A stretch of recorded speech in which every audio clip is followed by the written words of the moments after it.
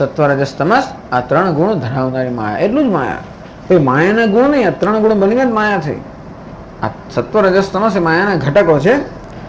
આ ત્રણ ગુણ જેનો આત્મા છે એવી માયા, ત્રિગુણાત્મિકા.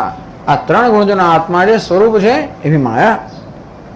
આ માયામાંથી આ વિકાર અને ગુણ બધાનો સંભવક ઉત્પત્તિ થઈ. યેષામ વિકારાણામ ગુણાનાં ચ તાન વિકારાણ ગુણાંશ વિધિ પ્રકૃતિ સંભવાન પ્રકૃતિ પરિણામાન. આ તો સ્વામી તમે સમજાવવાનો પ્રયત્ન કરો તો ઉલટું વધારે ગૂંચવાડો થાય છે એમ. કારણ કે વેદાંતિન લોકો પછી માયાનો સ્વીકાર કરવો મુશ્કેલ પડતો હોય છે. ટૂંકમાં માયાને જો સાચી માનવામાં આવે તો આપણને લાગે બધું અમે સમજી ગયા, પણ તો એ બહુ એ સમજ બરોબર નથી. ટૂંકમાં કોઈ પણ વખતે જગત સત્ય છે એવી જાતનો કોઈ પણ નિર્દેશ કે એવું કોઈ સ્વીકાર ના થઈ શકે. એટલે ભલે જગતના સર્જનનું બધું વિગતવાર વર્ણન કરવામાં આવતું હોય ત્યારે પણ કોઈ પણ રીતે જગત સત્ય છે એવો ખ્યાલ આપણા મનમાં જન્મે એવું તો એ લોકો ના જ કરે. એટલે કહેવામાં આવ્યું કે જગતનું કારણ છે માયા. કારણ કે અત્યારે જગતને સત્ય માનવા માટે આપણા પ્રશ્નો ઉપસ્થિત થાય છે. આ જગત સત્ય છે, નક્કર છે, એ ખ્યાલ આપણો એટલો દ્રઢ છે અને એટલા માટે આ બધું વર્ણન કરવામાં આવે છે કે આ જગતનું સર્જન થયું. હવે એમ જયારે કહીએ કે પરમાત્માએ જગતનું સર્જન કર્યું ત્યારે આપણો એવો ખ્યાલ આવે કે પરમાત્મા સત્ય છે તો એણે જે જગતનું સર્જન કર્યું એ પણ સત્ય જ છે. એટલે આપણા જગત સાચું છે એવો આપણા મનમાં જે ખ્યાલ છે એ ખ્યાલને સમર્થન મળે. તો કે ના, એ ખ્યાલને સમર્થન આપવું નથી, આ ખ્યાલને સમજાવવાનો છે. તો આવો ખ્યાલ ઉત્પન્ન ક્યાંથી થયો?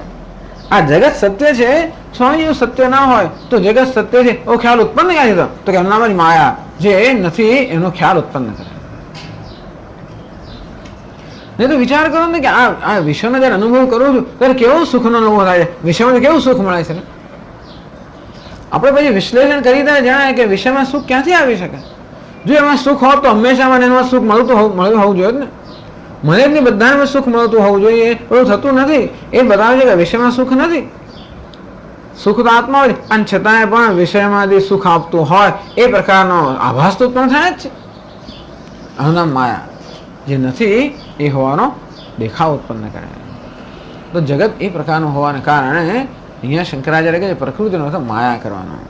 ભલે સાંખ્ય લોકો પ્રકૃતિ શબ્દનો બીજો બે અર્થ કરતા હોય પણ આપણે પ્રકૃતિ અર્થાત માયા. વિકારાંશ ગુણાંશ. તો આપણી ઉપાધિ છે બુદ્ધિ, મન, ઇન્દ્રિયો, દેહ અને બનેલી ઉપાધિને વિકાર કહેવામાં આવ્યા. અને ગુણાંશ છે સુખ દુઃખ મોહ પ્રત્યાકાર પરિણતાન. આપણા મનમાં જે ભિન્ન ભિન્ન વૃત્તિઓ જન્મે છે એ બધી વૃત્તિઓને ત્રણ વિભાગમાં વહેંચી શકાય. સાત્વિક વૃત્તિઓ, રાજસી વૃત્તિઓ અને તામસી વૃત્તિઓ.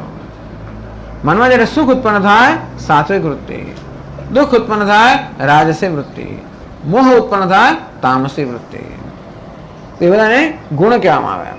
સત્વ રજસ તમસના ત્રણ ગુણના પરિણામ હોવાના કારણે આ ત્રણને ગુણ કહેવામાં આવે. તો વિકાર અને ગુણ, ટૂંકમાં આ ઉપાધિ અને જોડે જોડે મનમાં ઉત્પન્ન થતી બધી વૃત્તિઓ, આ બધું એ પ્રકૃતિમાંથી જન્મેલું છે.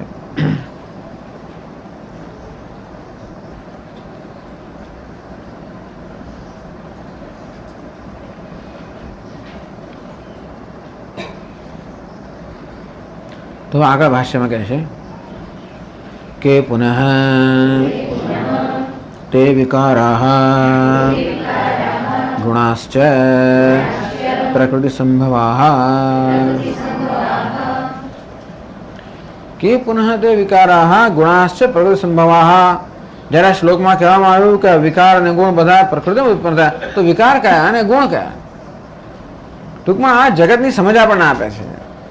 એ જગતની સમજ દ્વારા આપણને ઈશ્વરની પણ સમજ આપે છે. ઈશ્વરનું સીધું સીધું વર્ણન કરવામાં એ રીતે આપણે ઈશ્વરને સમજીએ. એ ઉપરાંત જગત ઈશ્વરનું સર્જન છે ને. ઈશ્વરનું સર્જન હોવાના કારણે ઈશ્વરની છાપ તેમાં રહેલી જ છે. જ્યારે કલાકાર કોઈ વસ્તુનું સર્જન કરે ત્યારે એ કલાકારની છાપ હંમેશા એના સર્જનમાં રહેલી જ હોય.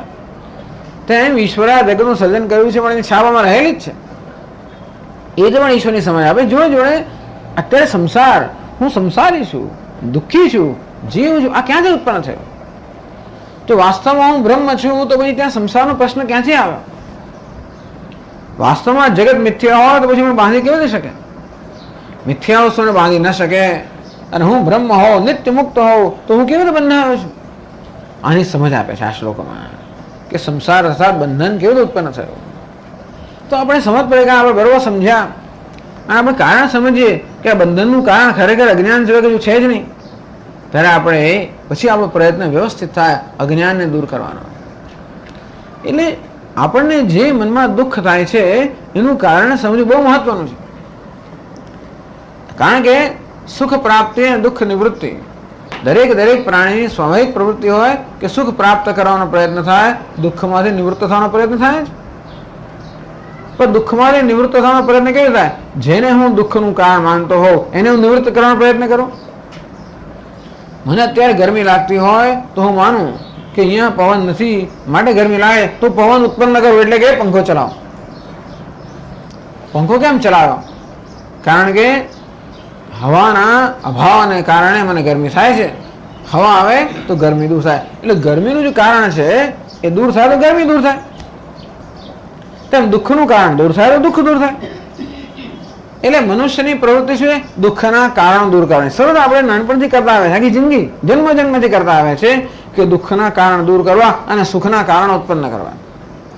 હું જેને સુખનું સાધન માનતો હોઉં એને ઉત્પન્ન કરું કે એને હું પ્રાપ્ત કરું, અને જેને દુઃખનું સાધન માનતો હોય એને દૂર કરો. હું માનું છું કે અમારો પડોશી દુઃખનું સાધન દૂર કરો, અમારો દીકરો દુઃખનું કારણ છે દૂર કરો, અમારો સાહેબ આવે છે દૂર કરો. જેને હું દુઃખનું કારણ માનતો હોઉં એને દૂર કરવાનો, અથવા હું દૂર થઈ જાઉં ગમે તે કોઈ પેલા દૂર કરે પેલું આ દૂર થઈ જાય. પરંતુ એટલે આપણો પ્રયત્ન તો આને માટે જ છે, મોક્ષ માટે આપણો પ્રયત્ન છે. દુઃખમાંથી મુક્તિના મોક્ષ. કેવી મુક્તિ? હંમેશ માટેની મુક્તિ. માત્ર ક્ષણભર મુક્તિ મળે એ પૂરતું નથી, એવી તો આપણે માયા કરતી હોય છે. પણ આપણા દુઃખમાંથી હંમેશ માટે મુક્તિ, આત્યંતિક દુઃખ નિવૃત્તિ. તો પછી દુઃખનું કારણ સમજીએ અને દુઃખ એ કારણ દૂર કરીએ તો દુઃખ દૂર થાય. ટૂંકમાં આટલા પ્રયત્ન કર્યા છતાં પણ હજી આપણે દુઃખમાંથી મુક્ત ન થઈ શક્યા હોઈએ એનું કારણ ક્યાં તો આપણે પ્રયત્ન નથી કરતા, અથવા તો જે દિશામાં પ્રયત્ન કરીએ છીએ એ યોગ્ય નથી. જેને આપણે દુઃખનું કારણ માનીએ એ કદાચ દુઃખનું કારણ ન પણ હોય, દુઃખનું કારણ અકબંધ રહી જતું હોય. આપણે બધા પ્રયત્નો છતાં દુઃખનું કારણ અકબંધ રહી જાય. કીડીઓને દૂર કરવાનો કેટલો પ્રયત્ન કરીને અહીં ગેમ એક્શન ગયો ત્યાં ગયો તો આવ્યા જ કરે, ક્યાંકથી ને ક્યાંક એવા ખૂણા ખાચરા હોય એ તમે ન જુઓ તો આવ્યા જ કરે. આપણે પ્રયત્ન ગમે તેનો કરીએ પણ એ મૂળ કારણ દૂર ન થાય તો આપણને સફળતા જ્યાં ન મળે. તેમ જીવનને સફળતા મળતી નથી. સમય કેટલું મેં કર્યું, કેટલી મહેનત કરી તો એ દુઃખ જતું જ નથી. મહેનત કરી મના નહીં, પરંતુ શક્ય છે કે દુઃખનું કારણ આપણે ન સમજ્યા હોઈએ અને તેથી જેને આપણે દુઃખનું કારણ માનીએ કદાચ દુઃખનું કારણ ના પણ હોય અને જે દુઃખનું કારણ છે એ અકબંધ રહી જતું હોય. એટલે આ શ્લોકોની અંદર આપણા જીવનમાં દુઃખનું શું કારણ છે, સંસારનું શું કારણ છે એ પણ સમજાવે છે, જેથી એ કારણ તરફ આપણું ધ્યાન દોરાય અને આપણો ગમે તેવો પ્રયત્ન કરીને આપણો સમય અને શક્તિ ન બગડે, પણ દુઃખનું જે કારણ છે એ દૂર કરવામાં આપણે પ્રવૃત્ત થઈએ. એટલે આમાં આ જ મોટી વસ્તુ છે.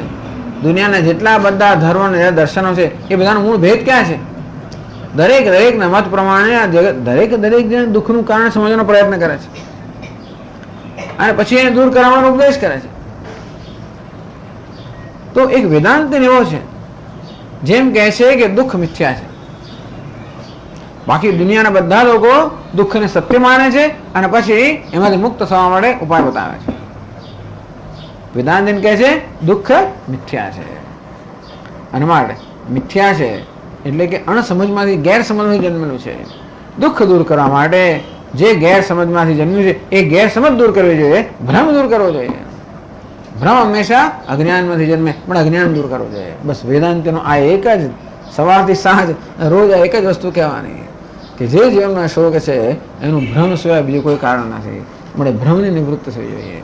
એ ભ્રમને અકબંધ રાખીશું તો ગમે ત્યાં વલખા મારી એ દુઃખ જાણે કે દૂર થયું લાગે, વળી પાછું ત્યાં જ રહી જતું હોય છે. એટલે કેવી રીતે આત્મા નિત્ય મુક્ત છે એ બધું સિદ્ધ કરવા માંગે છે. આ દુઃખ હોવા છતાં આત્મા દુઃખી થતો નથી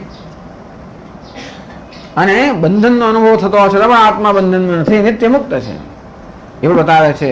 જેથી એ નિત્ય મુક્ત આત્માના જ્ઞાનથી જ મુક્તિ પ્રાપ્ત થાય અને એ રીતે આ જ્ઞાનની અનિવાર્યતા પણ સિદ્ધ કરે છે.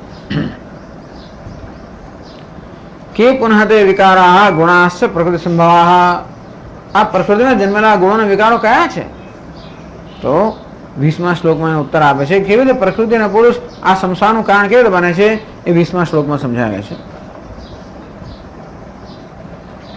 કાર્યકરણ કર્તૃત્વે હેતુ પ્રકૃતિ રુચ્યતે પુરુષ સુખ દુઃખાનામ ભોક્તૃત્વે હેતુ રુચ્યતે. બસ આ 2 મળીને સંસારની રચના કરે છે, પુરુષ અને પ્રકૃતિ. પ્રકૃતિનો શું ભાગ છે અને પુરુષનો શું ભાગ સમજી લીધું પછી વાંધો નથી. પછી આપણે નક્કી કરવાનું કે આપણે એમાં ચાલો રાખવું છે કે નહીં. એટલા જે પુરુષ છે ને, જે જીવ, એનો પણ ભાગ છે સંસારમાં. પ્રકૃતિ ભલે ને ગમે તે કરતી હોય, છતાં પુરુષ એને સહકાર ના આપે તો સંસાર ના રચાય. અને પુરુષ ભલે ગમે તેવો હોય, પ્રકૃતિ રચના ના કરે તો સંસાર ના રચાય. ભલે પ્રકૃતિ રચના કરે પણ પુરુષ સહકાર ના આવે તો પણ સંસાર ના રચાય. અને જે સંસાર છે, સુખ દુઃખ વગેરેનો સંસાર જે છે, એમાં પુરુષનો કેટલો ભાગ છે અને પ્રકૃતિનો કેટલો ભાગ છે એ સમજવાની જરૂર છે. એ સમજાવે છે કે કાર્યકરણ જેને કહેવાય એનું કર્તૃત્વ પ્રકૃતિ છે. એટલે કે પ્રકૃતિમાંથી કાર્ય અને કરણ ઉત્પન્ન થાય છે. અને પુરુષ શું કરે છે? સુખ દુઃખાનામ ભોક્તૃત્વે. આ પુરુષ એટલે કે આત્મા એ સુખ અને દુઃખનો ભોગતા છે, એટલે એમાં એનો સહકાર છે. તો કાર્ય અને કરણ રૂપી સમગ્ર જગતની રચના પ્રકૃતિ કરે છે અને પુરુષ એનો ભોગતા બને છે. એ રીતે સંસાર સર્જાય છે. સમજાવે છે ભાષ્યમાં. કાર્યકરણ કર્તૃત્વે કાર્યમ શરીરમ કરણાની તત્સ્થાને 13. તો કાર્યને કારણે સરળ. કાર્ય એટલે કે શરીર અને કાર્ય એટલે જે ઉત્પન્ન થયેલું છે નામ કાર્ય. આપણા પૂર્વ કર્મના પરિણામે ઉત્પન્ન થવાના કારણે શરીરને કાર્ય કહે છે. આ સ્થૂળ દેહ. કરણ કોણ હોય? કરણ એટલે કે સાધન. તો જેનો ઉપયોગ કરીને આપણે વ્યવહાર કરીએ છીએ એનું નામ કરણ. શરીર તો વ્યવહાર કરવા માટેનું આપણું એક નિવાસ સ્થાન છે. માત્ર શરીર વ્યવહાર પૂરતું નથી, ઘર પૂરતું નથી, ઓફિસ પૂરતું નથી, ટેલિફોન જોઈએ એમાં તો આપણે જગત સાથે વ્યવહાર, ફેક્સ જોઈએ ને ટેલિફોન આ બધું હોય તો જગત સાથે વ્યવહાર થાય. માત્ર ઓફિસ પૂરતી નથી. તેમ દેહ જે છે તો નિવાસ સ્થાન છે જીવાત્માનું. પણ જે ઇન્દ્રિયો, જ્ઞાનેન્દ્રિયો, કર્મેન્દ્રિયો, મન, બુદ્ધિ, અહંકાર આ બધું જે છે એ દ્વારા જગત સાથે વ્યવહાર કરે છે. એટલે વ્યવહારના સાધન હોવાના કારણે આને કરણ કહેવામાં આવે છે. અસાધારણ કારણમ કરણમ. કરણ એટલે અસાધારણ કારણ. જેમ કે અત્યારે આ શબ્દો સંભળાઈ રહ્યા છે, એ શબ્દો સાંભળવામાં અસાધારણ કારણ કયું? શબ્દો તો બોલાય છે, ઘણી બધી વસ્તુઓ જોઈએ, દેશ જોઈએ, કાળ જોઈએ, બધું બહુ જોઈએ, હોલ બધું જોઈએ તો જ આ શબ્દો સંભળાઈ શકે. જરા જગ્યા, સ્થળ હોય, આ બધી રચના હોય, પણ છતાં એક એવી વસ્તુ છે જે ન હોય તો શબ્દ ન સંભળાય. એ કઈ છે? શ્રોત્રેન્દ્રિય.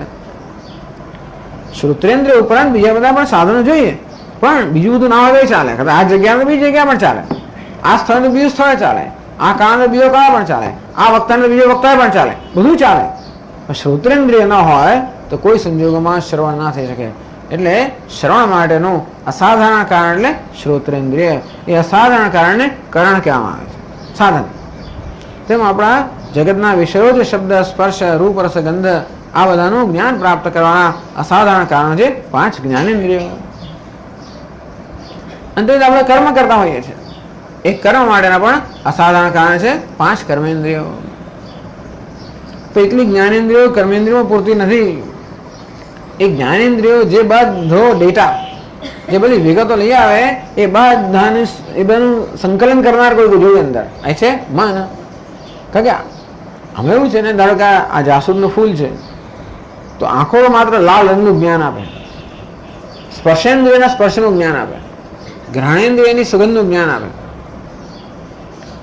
તો આ બધું જે જ્ઞાન છે બધું ભેગું કરનાર અંદર કોઈ છે મન. અને પછી એ કે હા આ જાસૂદનું ફૂલ છે. લાલ રંગ છે એટલે જાસૂદનું ફૂલ નથી. લાલ રંગ પણ છે, અમુક આકાર પણ છે, અમુક સ્પર્શ છે, અમુક ગંધ છે, આ બધું થાય ત્યારે પણ જાસૂદનું ફૂલ કહીએ. એટલે આ બધી 5 જ્ઞાનેન્દ્રિયો દ્વારા જે જ્ઞાન આવે છે એ બધાનું સંકલન કરનાર અંદર કોઈ હોવું જોઈએ, એ મન. તો એટલું મન પણ નહીં, પછી બુદ્ધિ પછી અંદર જો પાછળનું બધું સ્મરણ શક્તિ આવે કે હા હું પહેલા ક્યાં જોયું હતું, એ બધું યાદ કે આ જાસૂદનું ફૂલ છે. અભિજાતના લક્ષણો જણાવવા હોય એ જાસૂદ છે. એટલે મન પણ જોઈએ, બુદ્ધિ પણ જોઈએ. મન પણ આ ઇન્દ્રિયો સાધનનું કારણ છે. બુદ્ધિ જે જ્ઞાન પ્રાપ્ત કરે છે, અને કોણ જ્ઞાન પ્રાપ્ત કરે? બુદ્ધિ પણ સાધન છે, અહંકાર પ્રાપ્ત કરનારો છે.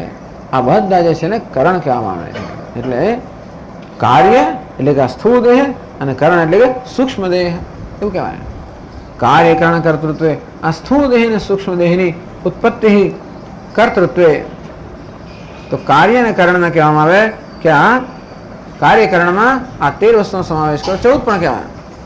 5 જ્ઞાનેન્દ્રિયો, 5 કર્મેન્દ્રિયો, જ્ઞાનેન્દ્રિય પંચકમ, કર્મેન્દ્રિય પંચકમ, મન બુદ્ધિ અને અહંકાર મન 13 થયા. સ્થૂળ અને સૂક્ષ્મ શરીર એટલે કાર્યકરણ, એની ઉત્પત્તિ પ્રકૃતિ થાય. તો બધું અંદર આવી નથી ગયું. એટલે આગળ કહે છે દેહસ્ય આરંભકાણી ભૂતાની વિષયાશ્ચ પ્રકૃતિ સંભવાઃ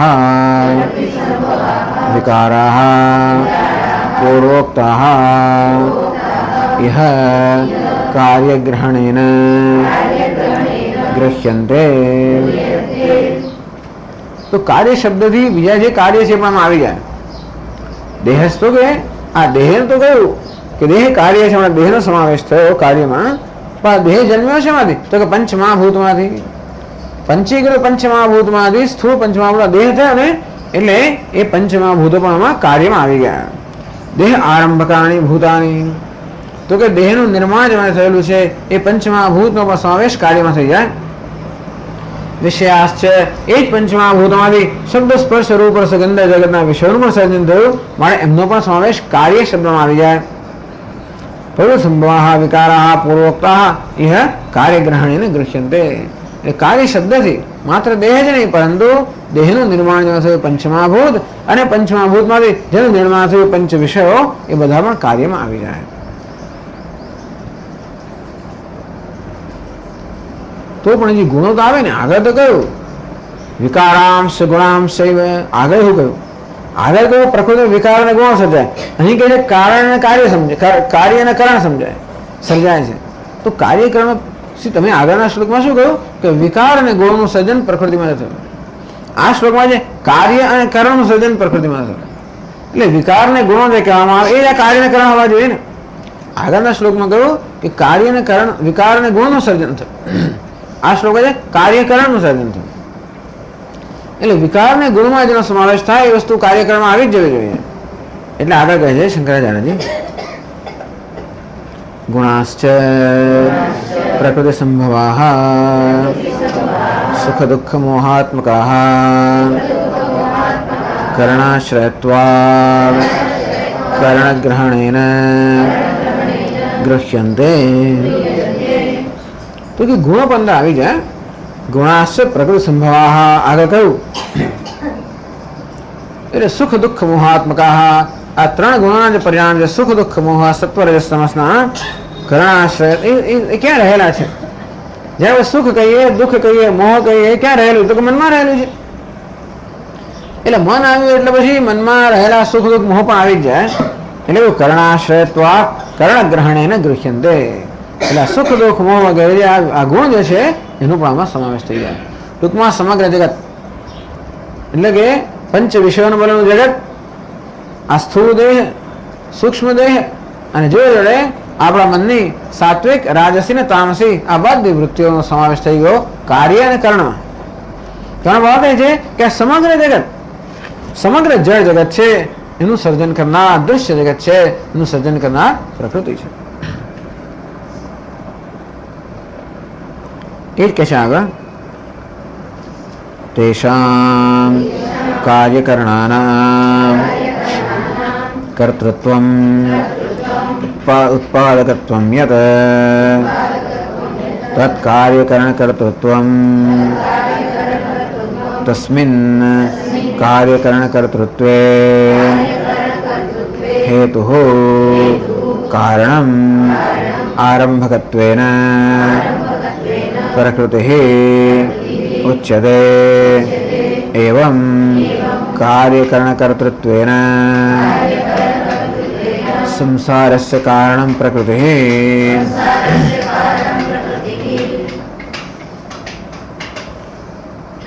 तेषां कार्यकरणानां कर्तृत्व उत्पादकत्वं ટૂંકમાં કાર્ય અને કરણથી સમગ્ર જગતનો સમાવેશ થઈ ગયો.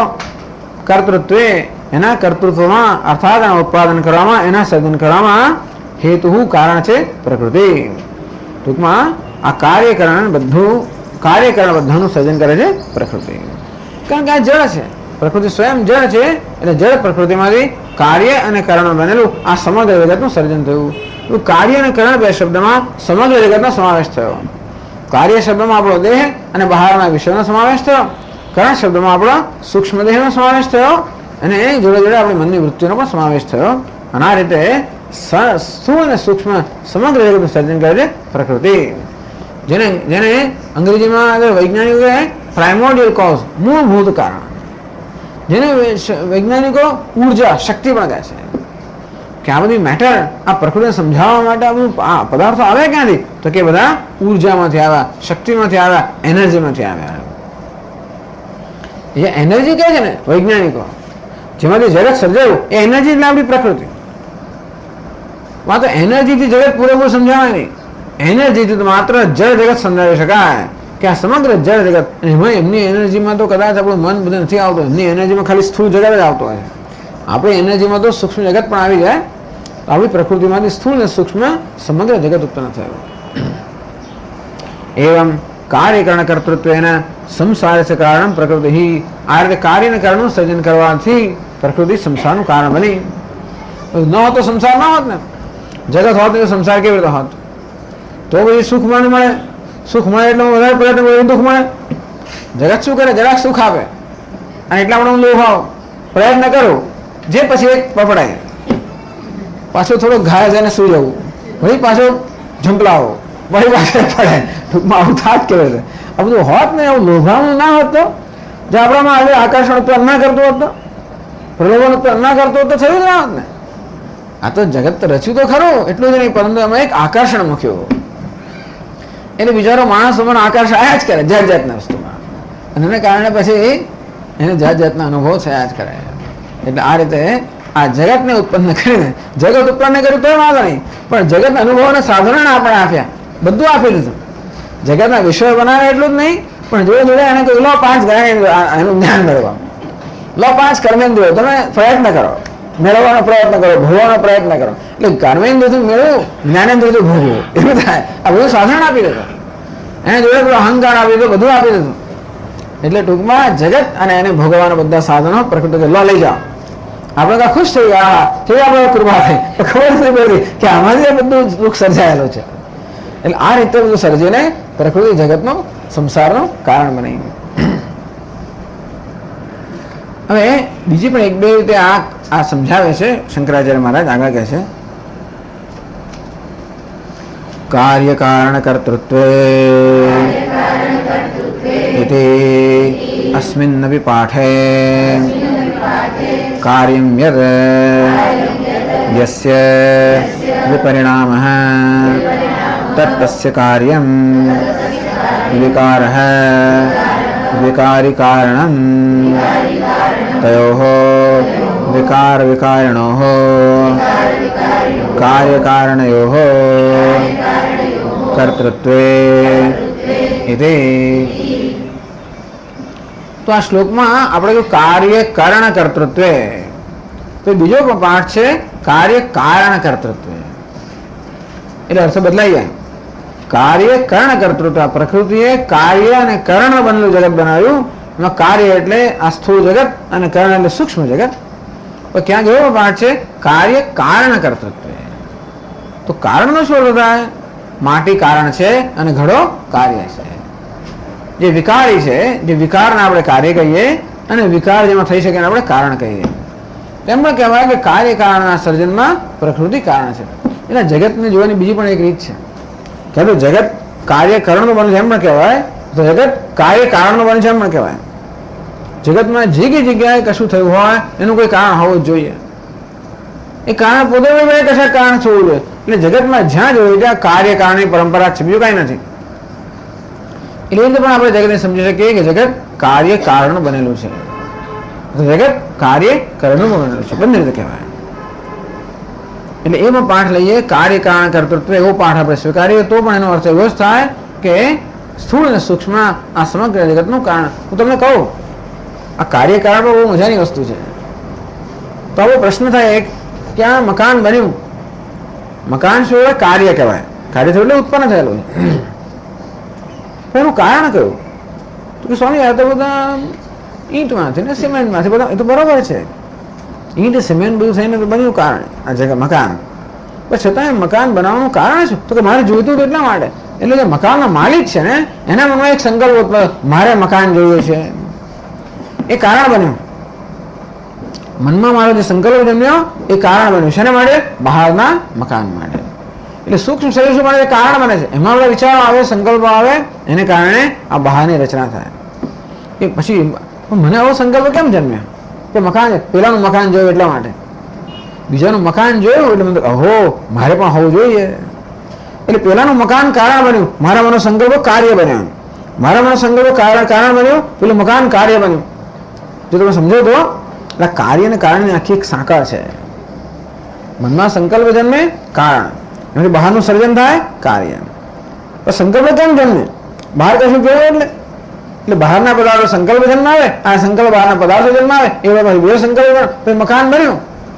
હા ભાઈ એક માં ઉમેરા તો સારું, એ મકાન બધું કારણ બન્યું છે. આ સંકલ્પ જન્માવ, એક માં ઉમેરાવો અને મકાન માં ઉમેરાવો, એવો એક સંકલ્પ જન્મ્યો. પછી પેલો માં બન્યો, એ શું બન્યું? કાર્ય બન્યું. પછી એ સંકલ્પ જન્માવે, હવે ફર્નિચર હોય તો સારો, પછી ફર્નિચર કારણ, એ સંકલ્પ કારણ બન્યો, પેલું કાર્ય બન્યું. સંકલ્પ જન્મ મકાન માલિક, એ કારણ, આ સંકલ્પ કાર્ય, સંકલ્પ કારણ, ફર્નિચર કાર્ય. પછી બરાબર જોવું આમ, અને કાર્પેટ અમુક જાતની હોવી જોઈએ. સંકલ્પ જન્મ્યો કાર્પેટ, પછી બરોબર જોવું પડદા હોવા જોઈએ. દરેક વસ્તુ એક સંકલ્પ જન્માવે, બીજું કાર્ય ઉત્પન્ન કરે. આમ કોણ કારણ અને કોણ કાર્ય કહેવું બહુ મુશ્કેલ છે. જગતમાં કઈ વસ્તુ કાર્ય છે અને કયું કારણ છે એ કહેવું બહુ મુશ્કેલ છે. ખબર જ ના પડે, કોઈ જાતની ખબર ના પડે. એટલે નિર્ણય આપવો બહુ મુશ્કેલ છે કોઈ પણ જગ્યાએ. ભલે વ્યવહારમાં નિર્ણય આપવો પડે એટલે પછી આપણે કે ભાઈ આનું જ કારણ, આ કારણ છે, પણ આમ આ વેદાંતની દ્રષ્ટિએ કશો નિર્ણય આપવો બહુ મુશ્કેલ છે ને. જેમ કહે છે ને કે આ માણસ આવો કેમ છે, તો કે એના બાપનો સ્વભાવ છે એટલા માટે. બાપનો સ્વભાવ કેમ છે, તો કે એના બાપના સ્વભાવને કારણે. એ આમ કેમ છે, ટૂંકમાં પછી આમ પરંપરા લેતા જઈએ તો છેવટે ખબર પડે કે આ માણસ એને એવું કામ કઈ 25 જન્મ પહેલા કર્યું એટલે આવું થયું. એટલે ટૂંકમાં આ બધું કાર્ય કારણનો નિર્ણય કરવો બહુ મુશ્કેલ પડી જાય. પણ સમગ્ર જગત એટલે સંસાર કાર્ય કારણ પરંપરા, એ સિવાય કઈ નથી. અહીંયા આ જગતમાં કાર્ય કારણ સિવાય છે શું બીજું? મારી આસપાસ આવું જગત કેમ ઊભું થયું? મારા કર્મને કારણે. મારું કર્મ કારણ બન્યું, આ બધું કાર્ય બન્યું. એ પાછું મારી પાસે કર્મ કરાવે, એ પછી એ કારણ બને, મારું કર્મ કાર્ય બને. એમાં તો નવું સર્જાય. અને આ છે, આ રીતે જોવા જઈએ તો આ જગતમાં કાર્ય અને કારણ જ પરંપરા છે. એટલે એમ કહી શકાય કે સમગ્ર જગત છે કાર્ય કારણાત્મકમ જગત.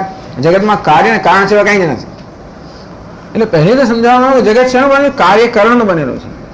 બીજી વાર સમજાવવાનું જગત કાર્ય અને કારણનું બનેલું છે. એમ કહેવાય આ બધું ઉત્પન્ન કરનાર માયા છે. પ્રકૃતિ વ્યવસ્થિત ઉત્પન્ન કર્યું છે, એને ચક્ર ચાલુ રહે.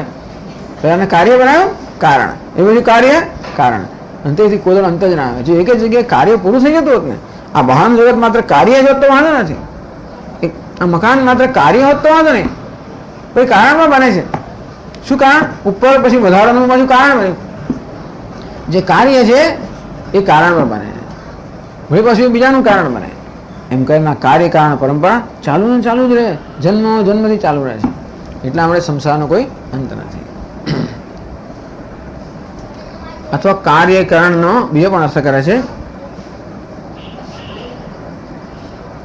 અથવા ષોડશ વિકારાઃ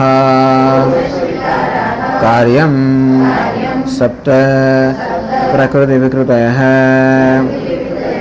કારણમ તાની એવ કાર્યકારણાની ઉચ્યન્તે તેષાં કર્તૃત્વે હેતુઃ પ્રકૃતિઃ ઉચ્યતે આરંભકત્વેનૈવ.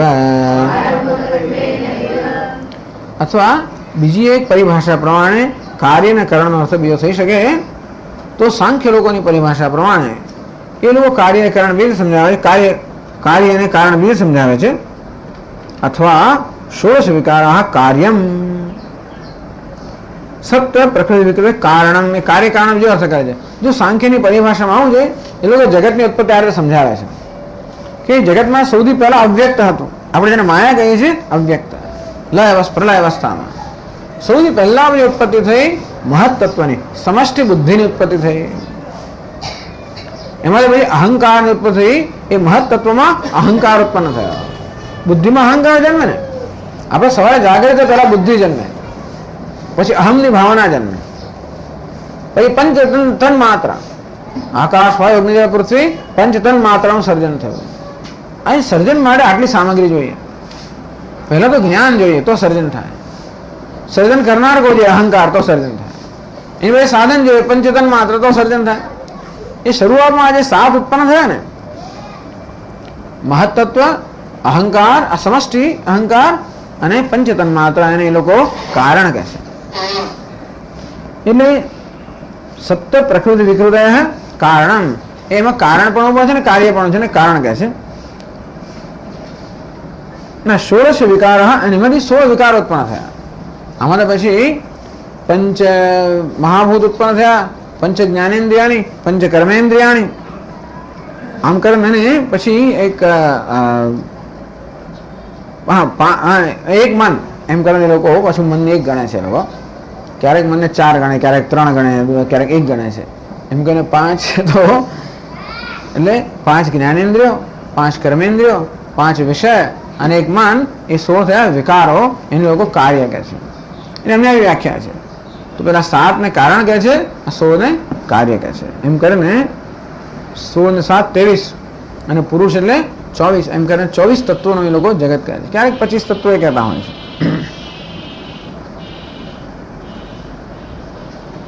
ટૂંકમાં જગતને સમજવાની બીજી રીત છે.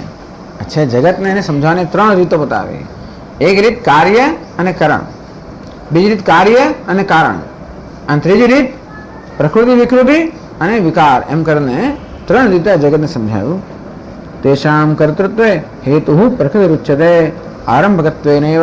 ટૂંકમાં આ રીતે બનેલું જગત જે છે કાર્ય કરણનું બનેલું કે કાર્ય કારણનું બનેલું કે પ્રકૃતિ વિકૃતિ અને વિકારનું જગત જે છે એ બધાનું સર્જન કરનાર પ્રકૃતિ છે, માયા છે.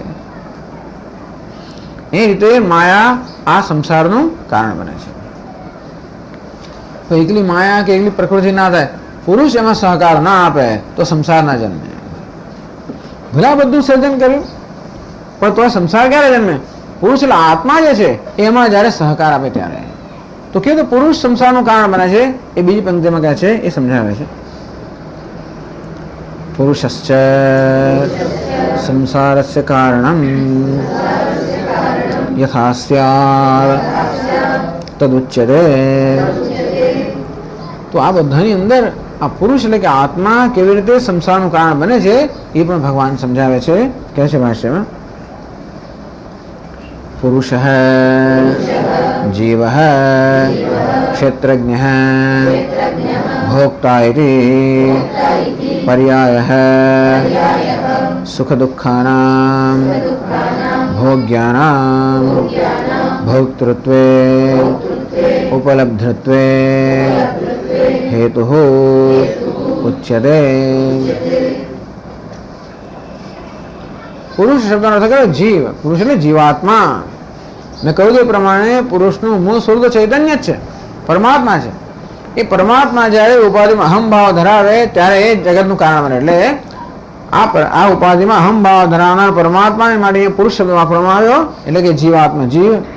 ક્ષેત્રજ્ઞ, ક્ષેત્રનો જે જ્ઞાતા છે.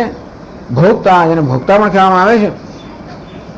કીધી પર્યાય, બધા પર્યાય શબ્દ છે. પર્યાય શબ્દ એટલે સમાનાર્થક શબ્દો છે. એ સુખ દુઃખાનામ ભોક્તૃત્વે હેતુ ઉચ્યતે. સુખ દુઃખાનામ ભોગ્યાનામ. આ સુખ દુઃખ બધા કેવા છે? ભોગ્ય પદાર્થો છે. એ બધા ભોગતા બનીને આ પુરુષ પણ સંસારમાં કારણ બને છે. એ કહે છે આગળ, કથમ પુનઃ અનેન કાર્યકરણકર્તૃત્વેન સુખ દુઃખ ભોક્તૃત્વેન ચ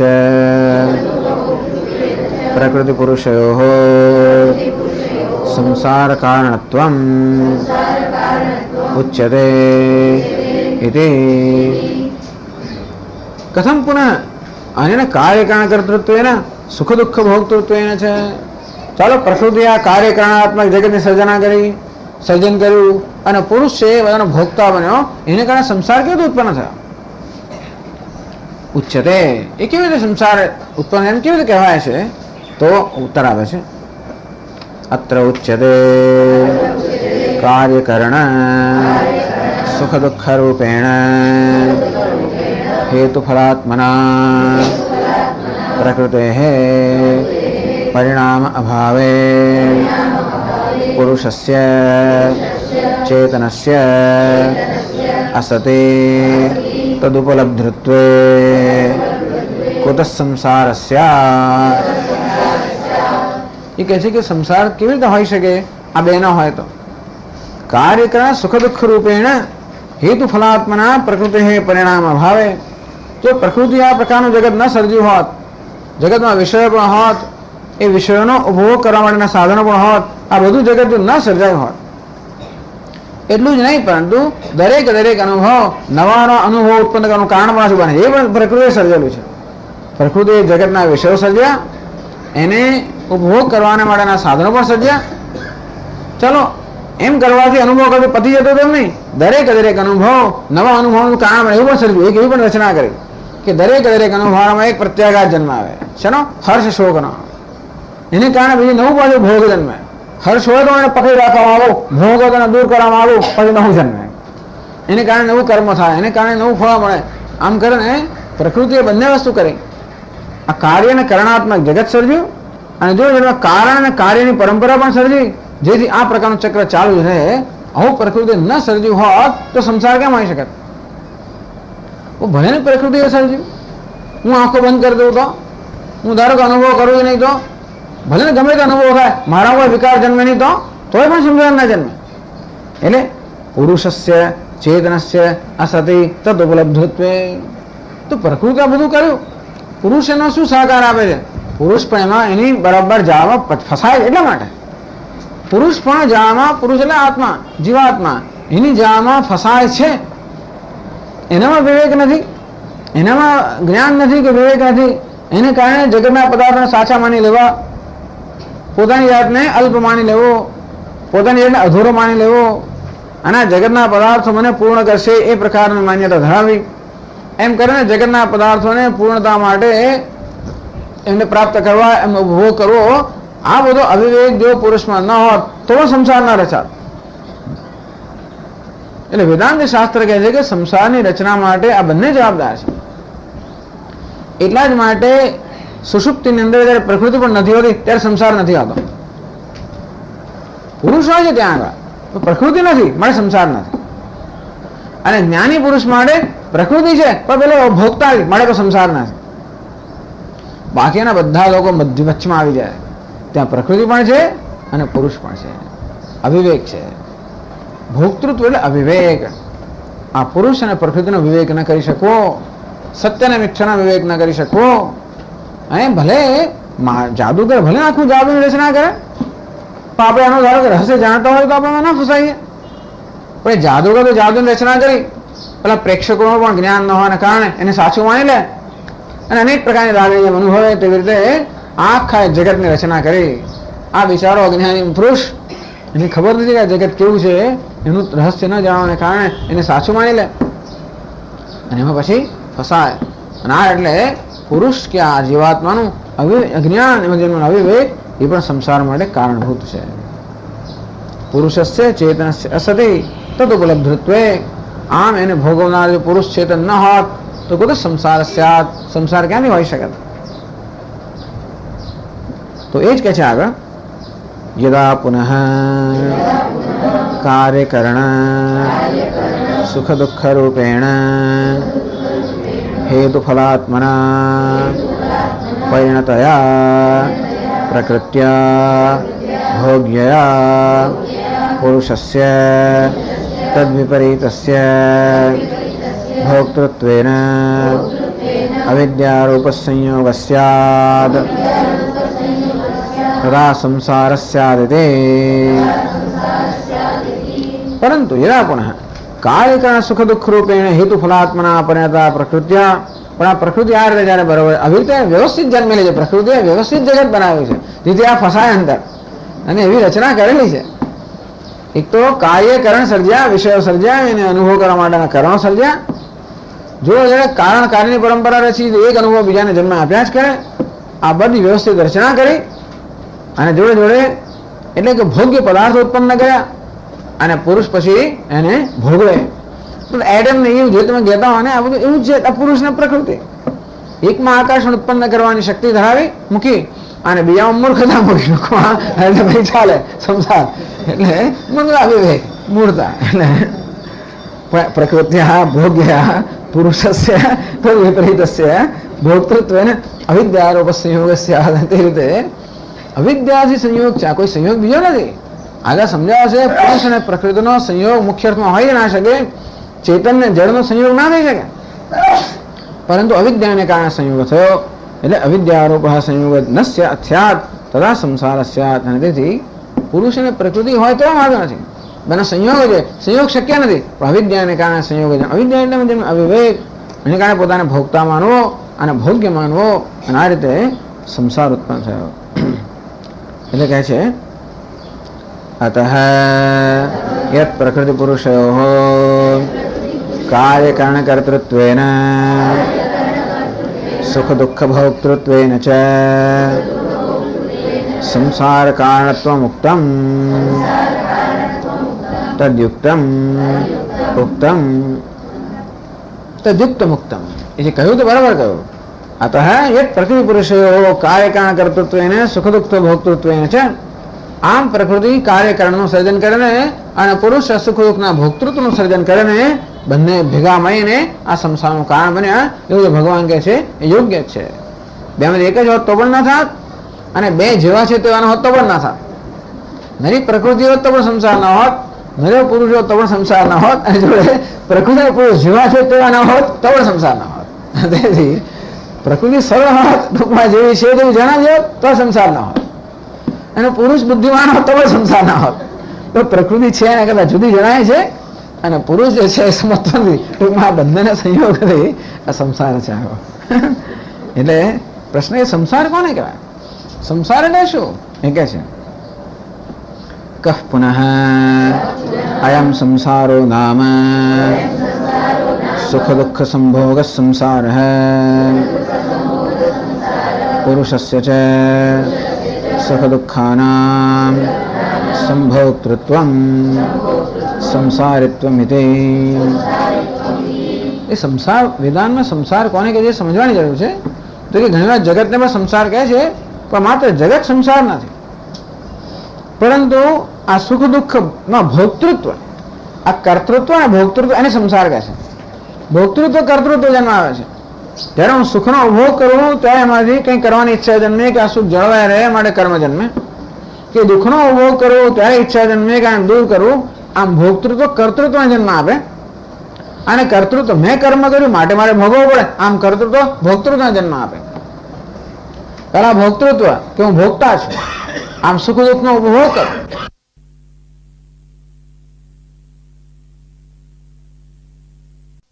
નવું ફળ મળે એને ભોગવું એટલે પાછું ભોગતા બને. આમ ભોક્તૃત્વમાંથી કર્તૃત્વ જન્મે, કર્તૃત્વમાંથી ભોક્તૃત્વ. આ બહુ સમજાય વસ્તુ છે. આનામ કાર્યકારણ, આ કાર્યકારણ સંબંધ. ભોગતા કર્તાનું કારણ બને અને કર્તા ભોગતાનું કારણ બને. એટલે ચાલ્યા જ કરે સંસાર, પછી એને કંઈ કરવાની જરૂર ના રહે. આખું ચક્ર ચાલ્યા જ કરે. જેમ પેલું ચકડું ગોળ ગોળ ફર્યા કરે ને, એમાં ગોળ ગોળ ફર્યા જ કરે. ભોગતા કર્તાને જન્મ આવે, કર્તા ભોગતાને જન્મ આવે.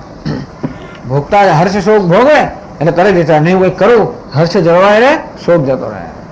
કર્મ કરે એનું ફળ મળે, એટલે વળી હર્ષ શોક જન્મે પછી ભોગતા બને, પછી કર્મ કરે પછી ભોગતા બને. બસ કર્તૃત્વ ભોક્તૃત્વ લક્ષણ સંસાર હે. આને સંસાર કહે છે. આપણે છીએ એ સંસાર નથી, જગત છે પણ સંસાર નથી.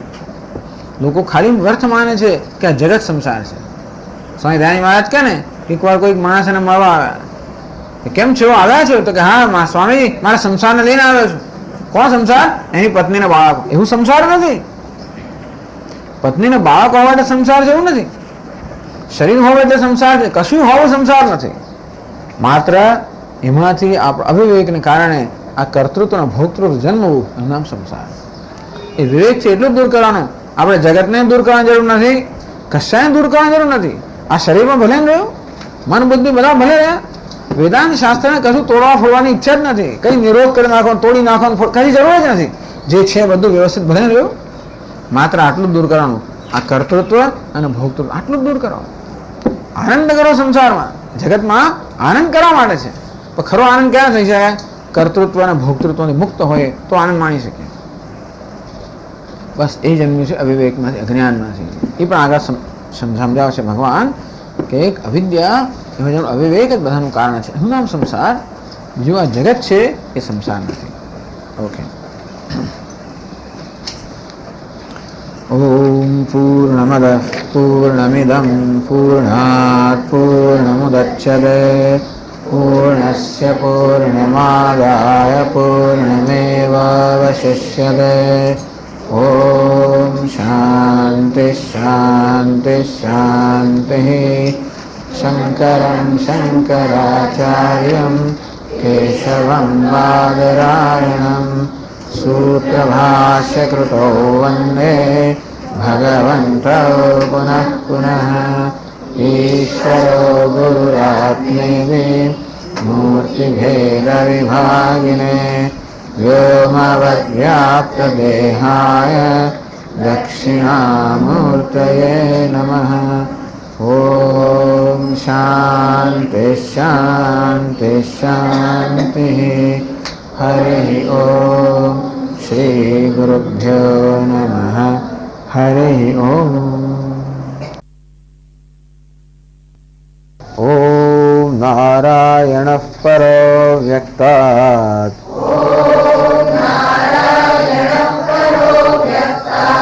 અંડમવ્યક્તસંભવम् અંડસ્યાन्तस्त्विमे लोकाः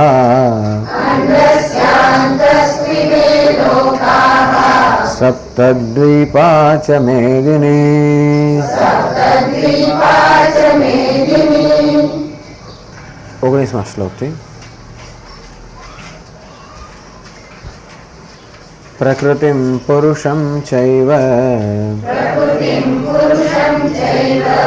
વિધ્યનાદિ ઉભાવપી વિકારાંશ્ચ ગુણાંશ્ચૈવ વિદ્ધિ પ્રકૃતિ સંભવાન. કાર્યકરણ કર્તૃત્વે હેતુ પ્રકૃતિરુચ્યતે. પુરુષ સુખ દુઃખાનાં ભોક્તૃત્વે હેતુરુચ્યતે. કાર્યકારણ કર્તૃત્વે હેતુ પ્રકૃતિ ઉચ્યતે. પુરુષમ પ્રકૃતિમ ચૈવ વિદ્ધિ અનાદિ ઉભોપી. હે અર્જુન, આ પુરુષ અને પ્રકૃતિ બંને અનાદિ છે એમ તું જાણ. પ્રકૃતિ અનાદિ છે કારણ કે જગત અનાદિ છે. પુરુષ પણ અનાદિ છે કારણ કે એ અમર છે અને તેથી અવ્યય છે, માટે અનાદિ છે. તો પુરુષનો અર્થ પ્રકૃતિમાં આપણે પ્રતિબિંબ ગણીએ તો પણ પ્રકૃતિ અનાદિ હોવાને કારણે ચિરાભાસ એક એટલે એના પ્રતિબિંબિત પુરુષ પણ પરમાત્મા અનંત અનાદિ છે. તો ભગવાન કહે છે કે આ મારી બે જાણે કે શક્તિઓ છે જેના વડે આ સમગ્ર જગતનું સર્જન થાય છે. પુરુષમ પ્રકૃતિમ ચૈવ વિદ્યનાદિ ઉભાવપી વિકારાંશ ગુણાંશૈવ વિદ્ધિ પ્રકૃતિ સંભવાન. તો પ્રકૃતિ શું સર્જન કરે છે અને પુરુષ શું સર્જન કરે છે? આ સમગ્ર જગતની ઉત્પત્તિનું કારણ પુરુષ અને પ્રકૃતિ છે. જગતની ઉત્પત્તિનું કારણ એવું નહીં, પરંતુ સંસારની ઉત્પત્તિનું કારણ પણ આ પુરુષ અને પ્રકૃતિ છે. એમાં કહે છે કે પહેલા તો પ્રકૃતિ આ સમગ્ર જગત ઉત્પન્ન કરે છે. વિકારાંશ ગુણાંશૈવ વિદ્ધિ પ્રકૃતિ સંભવાન. આ બધા જે વિકારો છે દેહ, ઇન્દ્રિય, મન, બુદ્ધિ આદિ બધા વિકારો છે એની ઉત્પત્તિ પ્રકૃતિ કરે છે. અને ભાઈ ગુણ, પ્રકૃતિના ગુણ જે સત્વ, રજસ, તમસ અને નથી ચાલતો. હા, આ કદાચ જો તો આ નથી ચાલતો. હા, ચાલે. ઓકે. હા, તો સત્વ, રજસ, તમસ. તો સત્વ, રજસ, તમસના જે વિકારો છે એટલે સુખ, દુઃખ, મોહ આ બધું પણ પ્રકૃતિ ઉત્પન્ન કરે છે.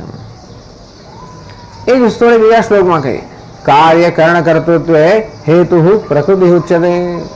હે અર્જુન, આ કાર્ય અને કરણનું બનેલું આ જગત એ પ્રકૃતિમાંથી સર્જાયેલું છે. તો આપણા વ્યક્તિગત ઉપાધિના સંદર્ભમાં કહેવામાં આવ્યું કે આ દેહને કાર્ય કહેવામાં આવે છે. કાર્ય એટલે કે સ્થૂલ દેહ, કારણ કે એ કર્મનું ફળ છે. અને કરણ એટલે કે આપણો સૂક્ષ્મ દેહ, જેના વડે આપણે ભિન્ન ભિન્ન અનુભવો કરતા હોઈએ, કર્મ કરતા હોઈએ, એનું નામ છે કરણ. કાર્ય અને કરણ એની આપણી આ ઉપાધિ બનેલી છે. માત્ર વ્યક્તિગત ઉપાધિ કાર્યકરણ જેટલું જ નહીં, પરંતુ જરા કનેક્શન જોઈ લો.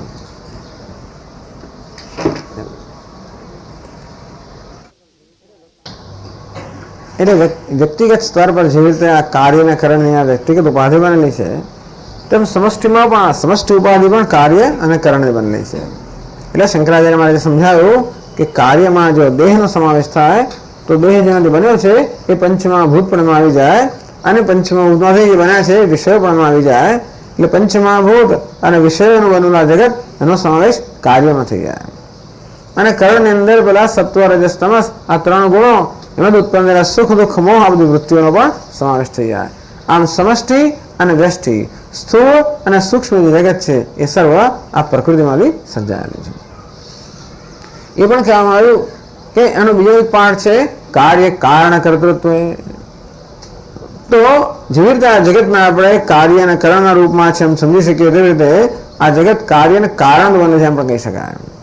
ગઈ આપણે ચર્ચા કરી કે જગતની દરેક વસ્તુઓ આ કાર્ય અને કારણની શૃંખલાથી બંધાયેલી છે. એક વસ્તુ જેમ કે અમારો દેહ એ કાર્ય છે, પૂર્વમાં કરેલા કર્મનું કાર્ય છે આ દેહ.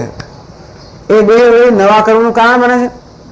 જે કાર્ય છે એ જ કારણ બને છે. બધી વસ્તુ આવી છે જે કાર્ય છે, જેમ કે આ ફાઉન્ટેન, આ પેન જે પદાર્થો બને એનું કાર્ય છે, એ લખવાનું કારણમાં બને છે.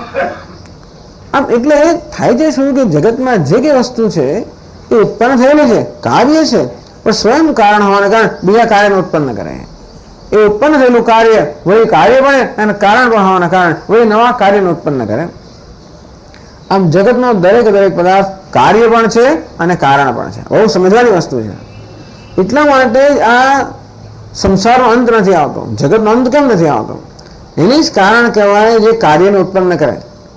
જે ઉત્પન્ન થયું એને કાર્ય કહેવાય, અને જે ઉત્પન્ન કરે એને કારણ કહેવાય. દરેક વસ્તુ ઉત્પન્ન થયેલી છે માટે કાર્ય કહેવાય, પણ દરેક વસ્તુ બીજા કશાકને જન્મ પણ આપતી હોવાના કારણે કારણ પણ કહેવાય. દરેક ઘટના પણ એવી છે. કોઈ પણ ઘટના એવી હોય જેને કારણ હોય તો એ ઘટના પોતે પણ બીજી ઘટના જન્મવાનું પાછું કારણ બને. આમ કોઈ ઘટના બને એને કારણે મારા મનમાં હર્ષ કે શોક કે પ્રત્યાઘાત જન્મે, તો હર્ષ અને શોક પ્રત્યાઘાત જન્મે એ વળી કાર્ય બન્યું. એ પ્રત્યાઘાત હોય પછી ઈચ્છા જન્મ આવે કે હર્ષ તો મારે જોઈએ છે, શોક તો નથી જોઈતો, ઈચ્છા કર્મ જન્મ આવે. એ કર્મ વળી પાછું નવું કાર્ય ઉત્પન્ન કરે, એ વળી નવા હર્ષ શોક જન્મ આવે. આ પ્રકારે આ કાર્ય અને કારણની પરંપરા, કર્મ અને કર્મફળની પરંપરા. આમ કર્મ કરીએ એટલે કર્મનું ફળ મળે, કર્મ ફળ આવે એટલે એમાંથી હર્ષ શોકનો અનુભવ થાય, એમાંથી રાગ દ્વેષના સંસ્કાર જન્મે, એ રાગ દ્વેષ વળી નવી ઈચ્છાને જન્મ આપે, એ વળી નવું કર્મ કરાવે, એ વળી નવું કર્મ ફળ, એમાંથી વળી નવા રાગ દ્વેષ. આમ અશ્વત્થમેનમ સુવિરૂઢ મૂલમ, આ સંસાર વૃક્ષના મૂળ છે અત્યંત રૂઢ થઈ ગયેલા છે. અધશ્ચોર્ધમ પ્રસુતાસ્તસ્ય શાખાઃ ગુણ પ્રવૃદ્ધા વિષય પ્રવારાઃ અધશ્ચ મૂલાની અનુસંતતાની. અને મૂળ તો પછી ચારે બાજુ ફેલાયેલા છે. કર્માનુબંધિની, કર્મને ઉત્પન્ન કરનારા અને કર્મથી ઉત્પન્ન થયેલા. આમ કર્મથી રાગદ્વેષ જન્મે, રાગદ્વેષમાંથી કર્મ જન્મે. આમ કાર્ય રાગદ્વેષ કાર્ય પણ છે, કારણ પણ છે. કર્મ કાર્ય પણ છે, કારણ પણ છે. રાગદ્વેષમાંથી જન્મે કર્મ માટે કર્મ કાર્ય થયું, તો કર્મ જન્મ આપે રાગદ્વેષ માટે કારણ પણ થયું. આમ જગતનો દરેક પદાર્થ કાર્ય પણ છે અને કારણ પણ છે. આવું કાર્ય કારણાત્મક જગત, એ કાર્ય કરણાત્મક જગત ઉત્પન્ન કારણ છે પ્રકૃતિ. તો સંસાર આટલીથી સમાપ્ત ના થાય. આટલું હોય તો કે જીવનનો સંસાર નથી, પણ એમાં પુરુષનો પણ એક સહકાર છે. પુરુષ એટલે આત્માનો, જીવાત્માનો. પુરુષ જીવ ક્ષેત્રજ્ઞ ભોક્તા. પુરુષ શબ્દ વાપરો ક્ષેત્રજ્ઞના અર્થમાં. એટલે પ્રકૃતિમાં જે પ્રતિબિંબિત થયેલો છે આ ચૈતન્ય છે, પ્રકૃતિમાં હમ ભાવ ધરાવનાર ચૈતન્યને પુરુષ કહે. એ પણ એમાં સહકાર આપે છે. પુરુષ સુખ દુઃખાનામ ભોક્તૃત્વે હેતુ ઉચ્યતે. પ્રકૃતિ શું કરે છે? સુખ દુઃખ આ પ્રકારના બધા સંજોગો ઉત્પન્ન કરે. પુરુષ શું કરે? એમાં અહમ ભાવ કરે, હું સુખી છું, હું દુઃખી છું એમ કરીને ભોગતા બની જાય. ખરેખર જોવા જઈએ તો પુરુષ સ્વયં અકર્તા અભોગતા નિર્વિકાર છે. આગળના શ્લોકમાં ભગવાને સમજાવશે. પરંતુ પ્રકૃતિ આ બધું જે સર્જન કરે છે એનો ભોગતા બનીને પુરુષ પણ આ જન્મ મૃત્યુના સંસારમાં પોતાનો ફાળો આપે છે. એટલે બેમાં એક પણ હોત તો વાંધો ના આવે હોત. નવી પ્રકૃતિ હોત, પ્રકૃતિ હોય ને પુરુષ પણ, એ પુરુષનો ભોગતા પણ ન હોય તો પ્રકૃતિ કઈ આકર્ષણ ના જન્માવી શકે. મારામાં ભોગતા પણ છે માટે ભોગ્ય પદાર્થો મારામાં આકર્ષણ જન્માવી શકે. આ જગતના પદાર્થો મારામાં ભોગ બુદ્ધિ ઉત્પન્ન કરે. તો રસ રંજન વાંચ્યું એટલે મોં પાણી આવે.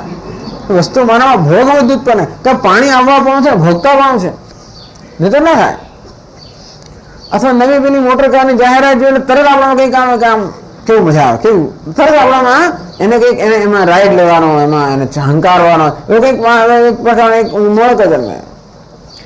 એટલે આ લોકો જાણે છે, આ બધા લોકો મોટા મોટા પેલા હોર્ડિંગ હોય છે ને બધા જાણે છે અંદર ભોગતા રહેલો છે. એની ભોગ બુદ્ધિનો આપણે આવાહન કરી શકીએ. એટલા માટે ચારે બાજુ પછી દાબેલી ને પાણી ને પૂરી ને ભેળ ને પૂરી ને ભજીયા ને પાવ ને જે કહેવાય છે ચારે બાજુ હોય છે. અને ત્યાં આગળ લોકો ટોળે રહેલા છે. કેમ? કારણ કે ભોગતા હોય ત્યાં આગળ પ્રકૃતિ એનામાં ભોગ ઉત્પન્ન કરે છે. એટલે સંસાર છે. એવું ખાવાને કારણે પછી તો મરડો છે અને ફલાણો છે અને ઢીકડું છે ને પેલું જાય થાય. કેમ? આ સંસાર કેમ જન્મ્યો? જોન્ડિસ કમળો છો ક્યાંય છો તો કે ભેળપુરી રોજ રોજ રાત્રે જાય માણેકચોકમાં કે લો કોલેજમાં રોજ છે કઈ ખાતો તો કમળના શું થાય? ટૂંકમાં આ બધું બંને વસ્તુમાં સંડોવાયેલી છે. માત્ર પેલું ખૂમચો છે એટલું પૂરતું નથી, પણ ત્યાં જે ટોળેવાળા લોકો પણ છે. ટૂંકમાં આ પ્રકૃતિ જગત પણ ન કરે અને ભોગવનાર પેલો પુરુષ છે. આ બંનેનો સંયોગ થાય ત્યારે સંસાર એટલે દુઃખ સુખ દુઃખ રૂપી કર્તૃત્વ ભોક્તૃત્વ રૂપી સંસાર ઉત્પન્ન થાય. ક પુનઃ સંસારો નામ કે સંસારો નામ સંસાર કોને કહેવાય? તો કે સુખ દુઃખ સંભવ સંસાર આ સુખ દુઃખ અનુભવ થયો નામ સંસાર. પુરુષસ્ય જ સુખ દુઃખાનામ સંભોક્તૃત્વ સંસારિત્વમ કે આ પુરુષ કે આત્મા કે જીવાત્મા આ સુખ દુઃખનો ભોગવનાર છે. બસ એ જ એનો સંસાર છે. એ ભોગવનાર ન હોત તો સંસાર નથી. સુષુપ્તિમાં ભોગવનારો નથી, ભોક્તૃત્વ નથી, બસ સંસાર નથી. અરે જ્ઞાની પુરુષ જ્ઞાની હોવાને કારણે ભોક્તૃત્વ પણ એને પણ સંસાર નથી. બાકીના બધા લોકોને સંસાર છે. જ્યાં ભોક્તૃત્વ છે ત્યાં સંસાર છે. ભોક્તૃત્વમાંથી કર્તૃત્વ જન્મે, કર્તૃત્વમાંથી ભોક્તૃત્વ. એ પણ કાર્યકારણ પરંપરા. ભોગવવાની મને ઈચ્છા થાય એટલે કે કર્મ કરવું જેથી પદાર્થોને પ્રાપ્ત થાય. એટલે ભોગવાની કર્મ જન્મે. એ કર્મને કારણે પદાર્થ પ્રાપ્ત એને ભોગવું એટલે પાછું ભોગ જન્મે. એ પછી નવું કર્મ જન્મ આવે. આમ ભોક્તૃત્વમાંથી કર્તૃત્વ, કર્તૃત્વમાંથી ભોક્તૃત્વ. આ પ્રકારે સંસાર છે. એ જ વસ્તુ ભગવાન એની પછીના શ્લોકમાં જરા આગળ સમજાવે છે. 333 પાના પર 334. Yes right. 21 શ્લોકની પહેલાનો પેરેગ્રાફ. યત પુરુષસ્ય સુખ દુઃખાનાં ભોક્તૃત્વં સંસારિત્વં ઇત્યુક્તં તસ્ય તદ કિન્નિમિત્તં ઇતિ ઉચ્યતે. યત પુરુષસ્ય સુખ દુઃખાનાં ભોક્તૃત્વં સંસારિત્વં ઇત્યુક્તં. જે કહેવામાં આવ્યું આગળના શ્લોકમાં પુરુષ સુખ દુઃખાના ભોક્તૃત્વ હેતુ ઉચ્યતે કે આ પુરુષ સુખ અને દુઃખનો ભોગતા બને છે, એને કારણે સંસારી બને છે. એ જે કહ્યું તસ્ય તત્ કિમ નિમિત્તમ, એવું શું કારણ છે જેને કારણે પુરુષ અર્થાત પરમાત્મા ભોગતા બન્યો? કરતા બન્યો, તો પેલા ભોગતા બને એટલે ભાઈ કરતા બને. પરંતુ પ્રકૃતિ જે જગત જે વસ્તુની સમક્ષ રચે છે એનો એ ભોગતા બને છે. એનું શું કારણ? અર્થાત પુરુષ કે પરમાત્મા પોતાને હું ભોગતા છું એ પ્રકારનો ખ્યાલ આમાં ઉત્પન્ન થયો. એનું શું કારણ? એ કારણ 21મા શ્લોકમાં ભગવાન સમજાવે છે.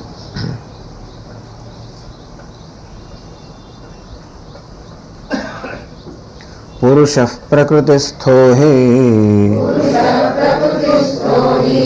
ભુંક્તે પ્રકૃતિજાન ગુણાન કારણમ ગુણસંગોસ્ય સદસદ્યો નિજન્મસો. પુરુષ પ્રકૃતિસ્થો હિ કારણ કે પુરુષ પ્રકૃતિસ્થ પ્રકૃતિસ્થ પ્રકૃતિમાં રહેનારો, જેમ ગ્રહસ્થ ગ્રહમાં ઘરમાં રહેનારો તેમ પ્રકૃતિસ્થ પ્રકૃતિમાં રહેનારો. તો પુરુષ પ્રકૃતિસ્થ આ પુરુષ કે આત્મા જે પ્રકૃતિમાં રહેલો છે, પ્રકૃતિજાન ગુણાન ભુંક્તે એ પ્રકૃતિમાંથી જન્મેલા ગુણ જે છે સત્વ રજસ તમસ એના પરિણામ રૂપે સુખ દુઃખ અને મોહ આ પ્રકારની જે વૃત્તિઓ જન્મે છે ભુંક્તે એને ભોગવે છે. કારણ ગુણસંગોસ્ય આ ગુણસંગ, આ ગુણની અંદર સંગ થવો. ગુણ એટલે સત્વ રજસ તમસ એ ત્રણ ગુણના પરિણામ છે સુખ દુઃખ મોહ. એમાં સંગ એટલે શું? ભલે સુખ આવ્યું દુઃખ આવ્યું મોહ આવ્યો એનો વાંધો નથી, પ્રકૃતિમાં વાંધો નથી, પુરુષ પણ વાંધો નથી, પણ સંગ સંગ એટલે આત્મભાવ. સંગ એટલે આત્મભાવ. આમ પ્રકૃતિમાંથી આ ત્રણ ગુણો સત્વ રજસ તમસ એમાંથી ત્રણ પ્રકાર અનુભવો તમને સુખ દુઃખ અને મોહ. એમાં સંગ અર્થાત આત્મભાવ. અંદરથી આ આત્મા કે જીવાત્મા કે પુરુષ શું કહે છે? સુખી અહમ દુઃખી અહમ મૂઢોહમ. હું સુખી છું, હું દુઃખી છું, હું મૂઢ છું. ખરેખર શું કહેવું છે ખબર છે? સુખમ અહમ જાનામી હું સુખનો દ્રષ્ટા છું, દુઃખમ અહમ જાનામી હું દુઃખનો દ્રષ્ટા છું, હું મોહનો દ્રષ્ટા છું. તો વાંધો નહીં, એ દ્રષ્ટાને ભોગતા બને આટલો જ ફેર પડી ગયો.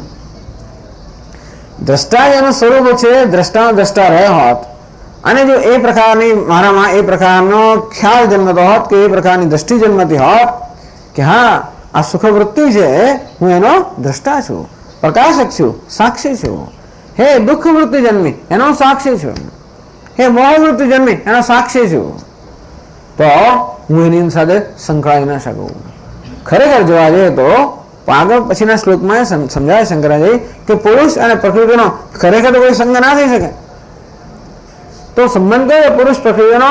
જેવી રીતે હું કોઈ સિનેમા જોતો હોઉં, ચલચિત્ર જોતો હોઉં, ખરેખર હું ચલચિત્રનો પ્રેક્ષક છું, પણ ચલચિત્રમાં જ્યારે એક આનંદદાયક પ્રસંગ ચાલી રહ્યો હોય ત્યારે હું આનંદનો પ્રેક્ષક છું એ પ્રકારનો વિવેક હોવાના બદલે હું પોતે આનંદી બની ગયો. એ આનંદ જોઈને હું પોતે આનંદમાં આવી ગયો એટલે હું આનંદી બની ગયો. ત્યાં દુઃખનો કરુણ પ્રસંગ ચાલી રહ્યો હોય તો હું આ કરુણ પ્રસંગનો પ્રેક્ષક છું એવી જેનો વિવેક હોવાના બદલે હું દુઃખી થઈ ગયો.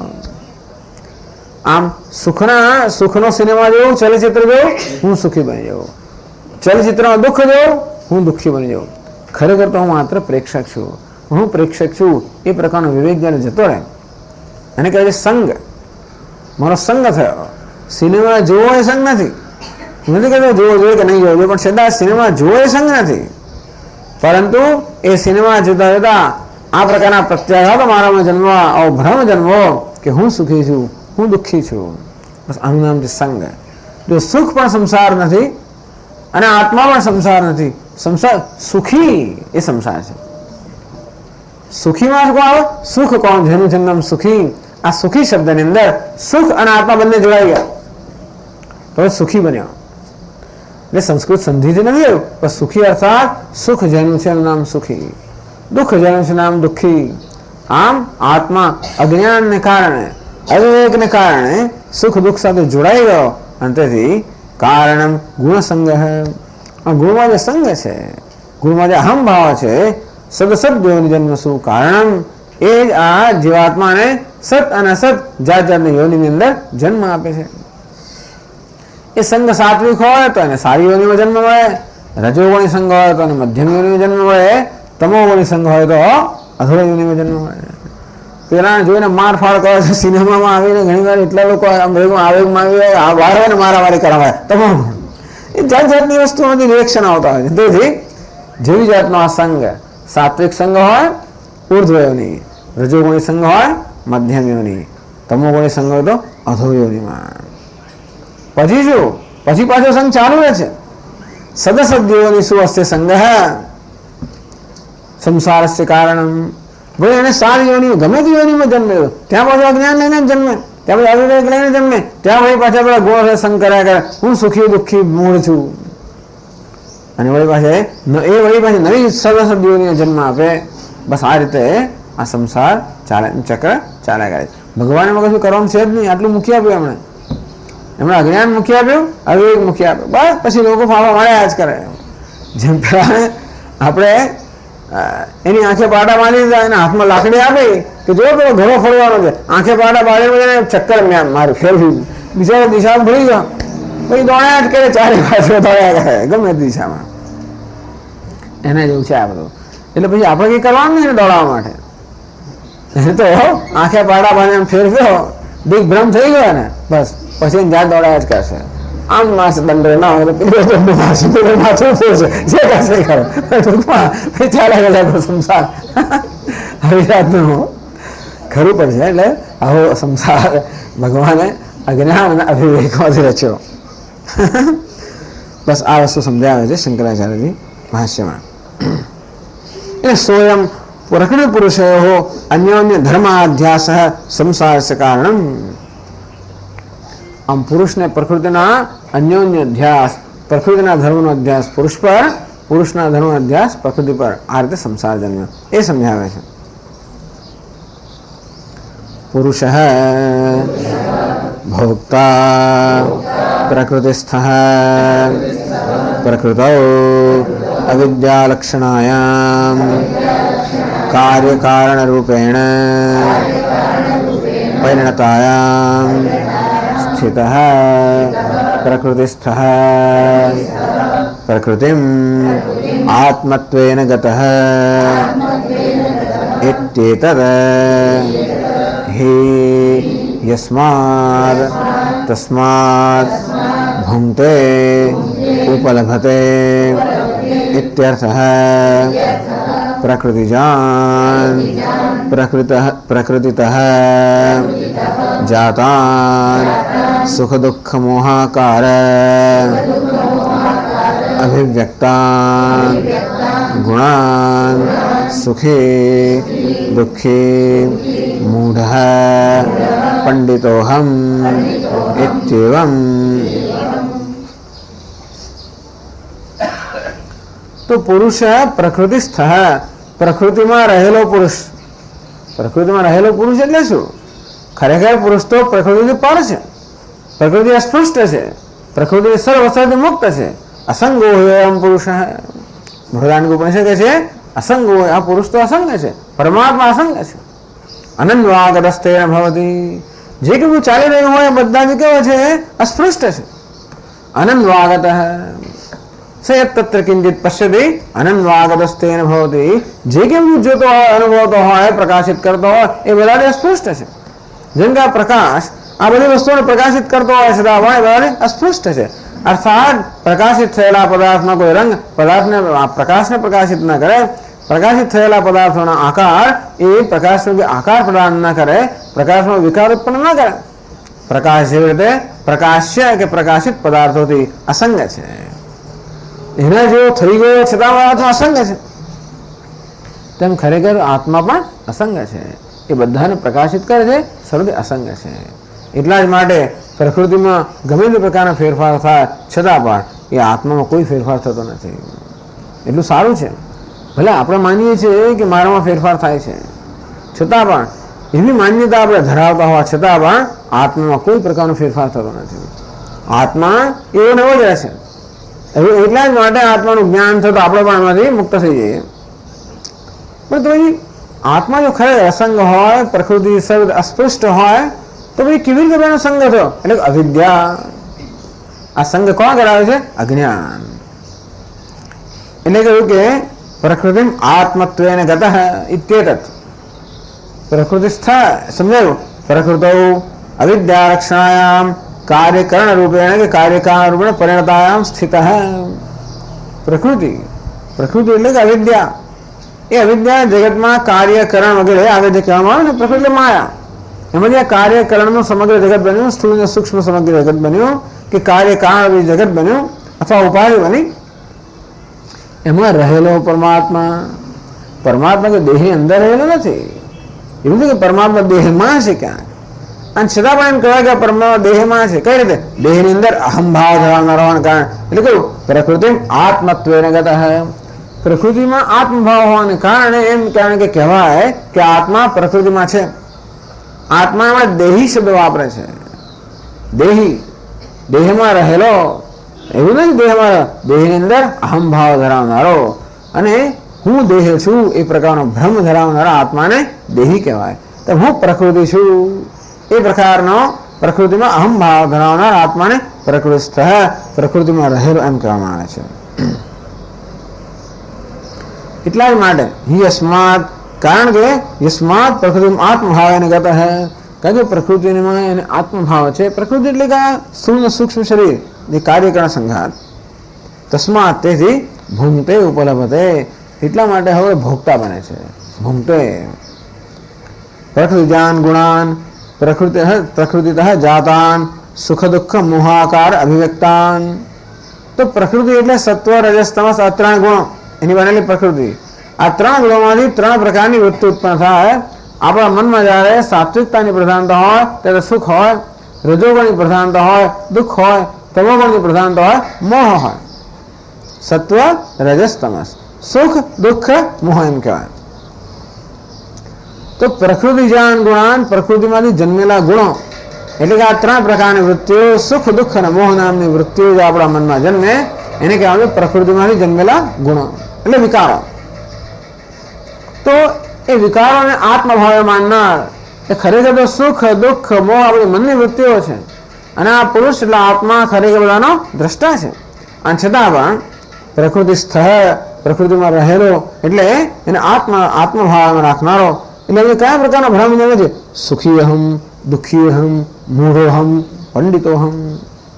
સુખ વૃત્તિ જન્મે એટલે કે હું સુખી છું, દુઃખ વૃત્તિ જન્મે હું દુઃખી છું, મોહ વૃત્તિ જન્મે મૂઢ છું, પાંડિત્ય વૃત્તિ જન્મે હું પંડિત છું. ટૂંકમાં કોઈ કહે કે હું મૂઢ છું ને બીજો કે હું પંડિત છું, સરખો જ મોહ છે, બહુ ફેર નથી એમાં. કોઈ એમ કહે કે હું દુઃખી છું તો એ, કોઈ કે હું પંડિત છું, જે હોય તે. તો બધા પ્રકારના ખ્યાલ જન્મ્યા છે પ્રકૃતિમાં, પ્રકૃતિના ગુણોમાં અહંભાવમાંથી.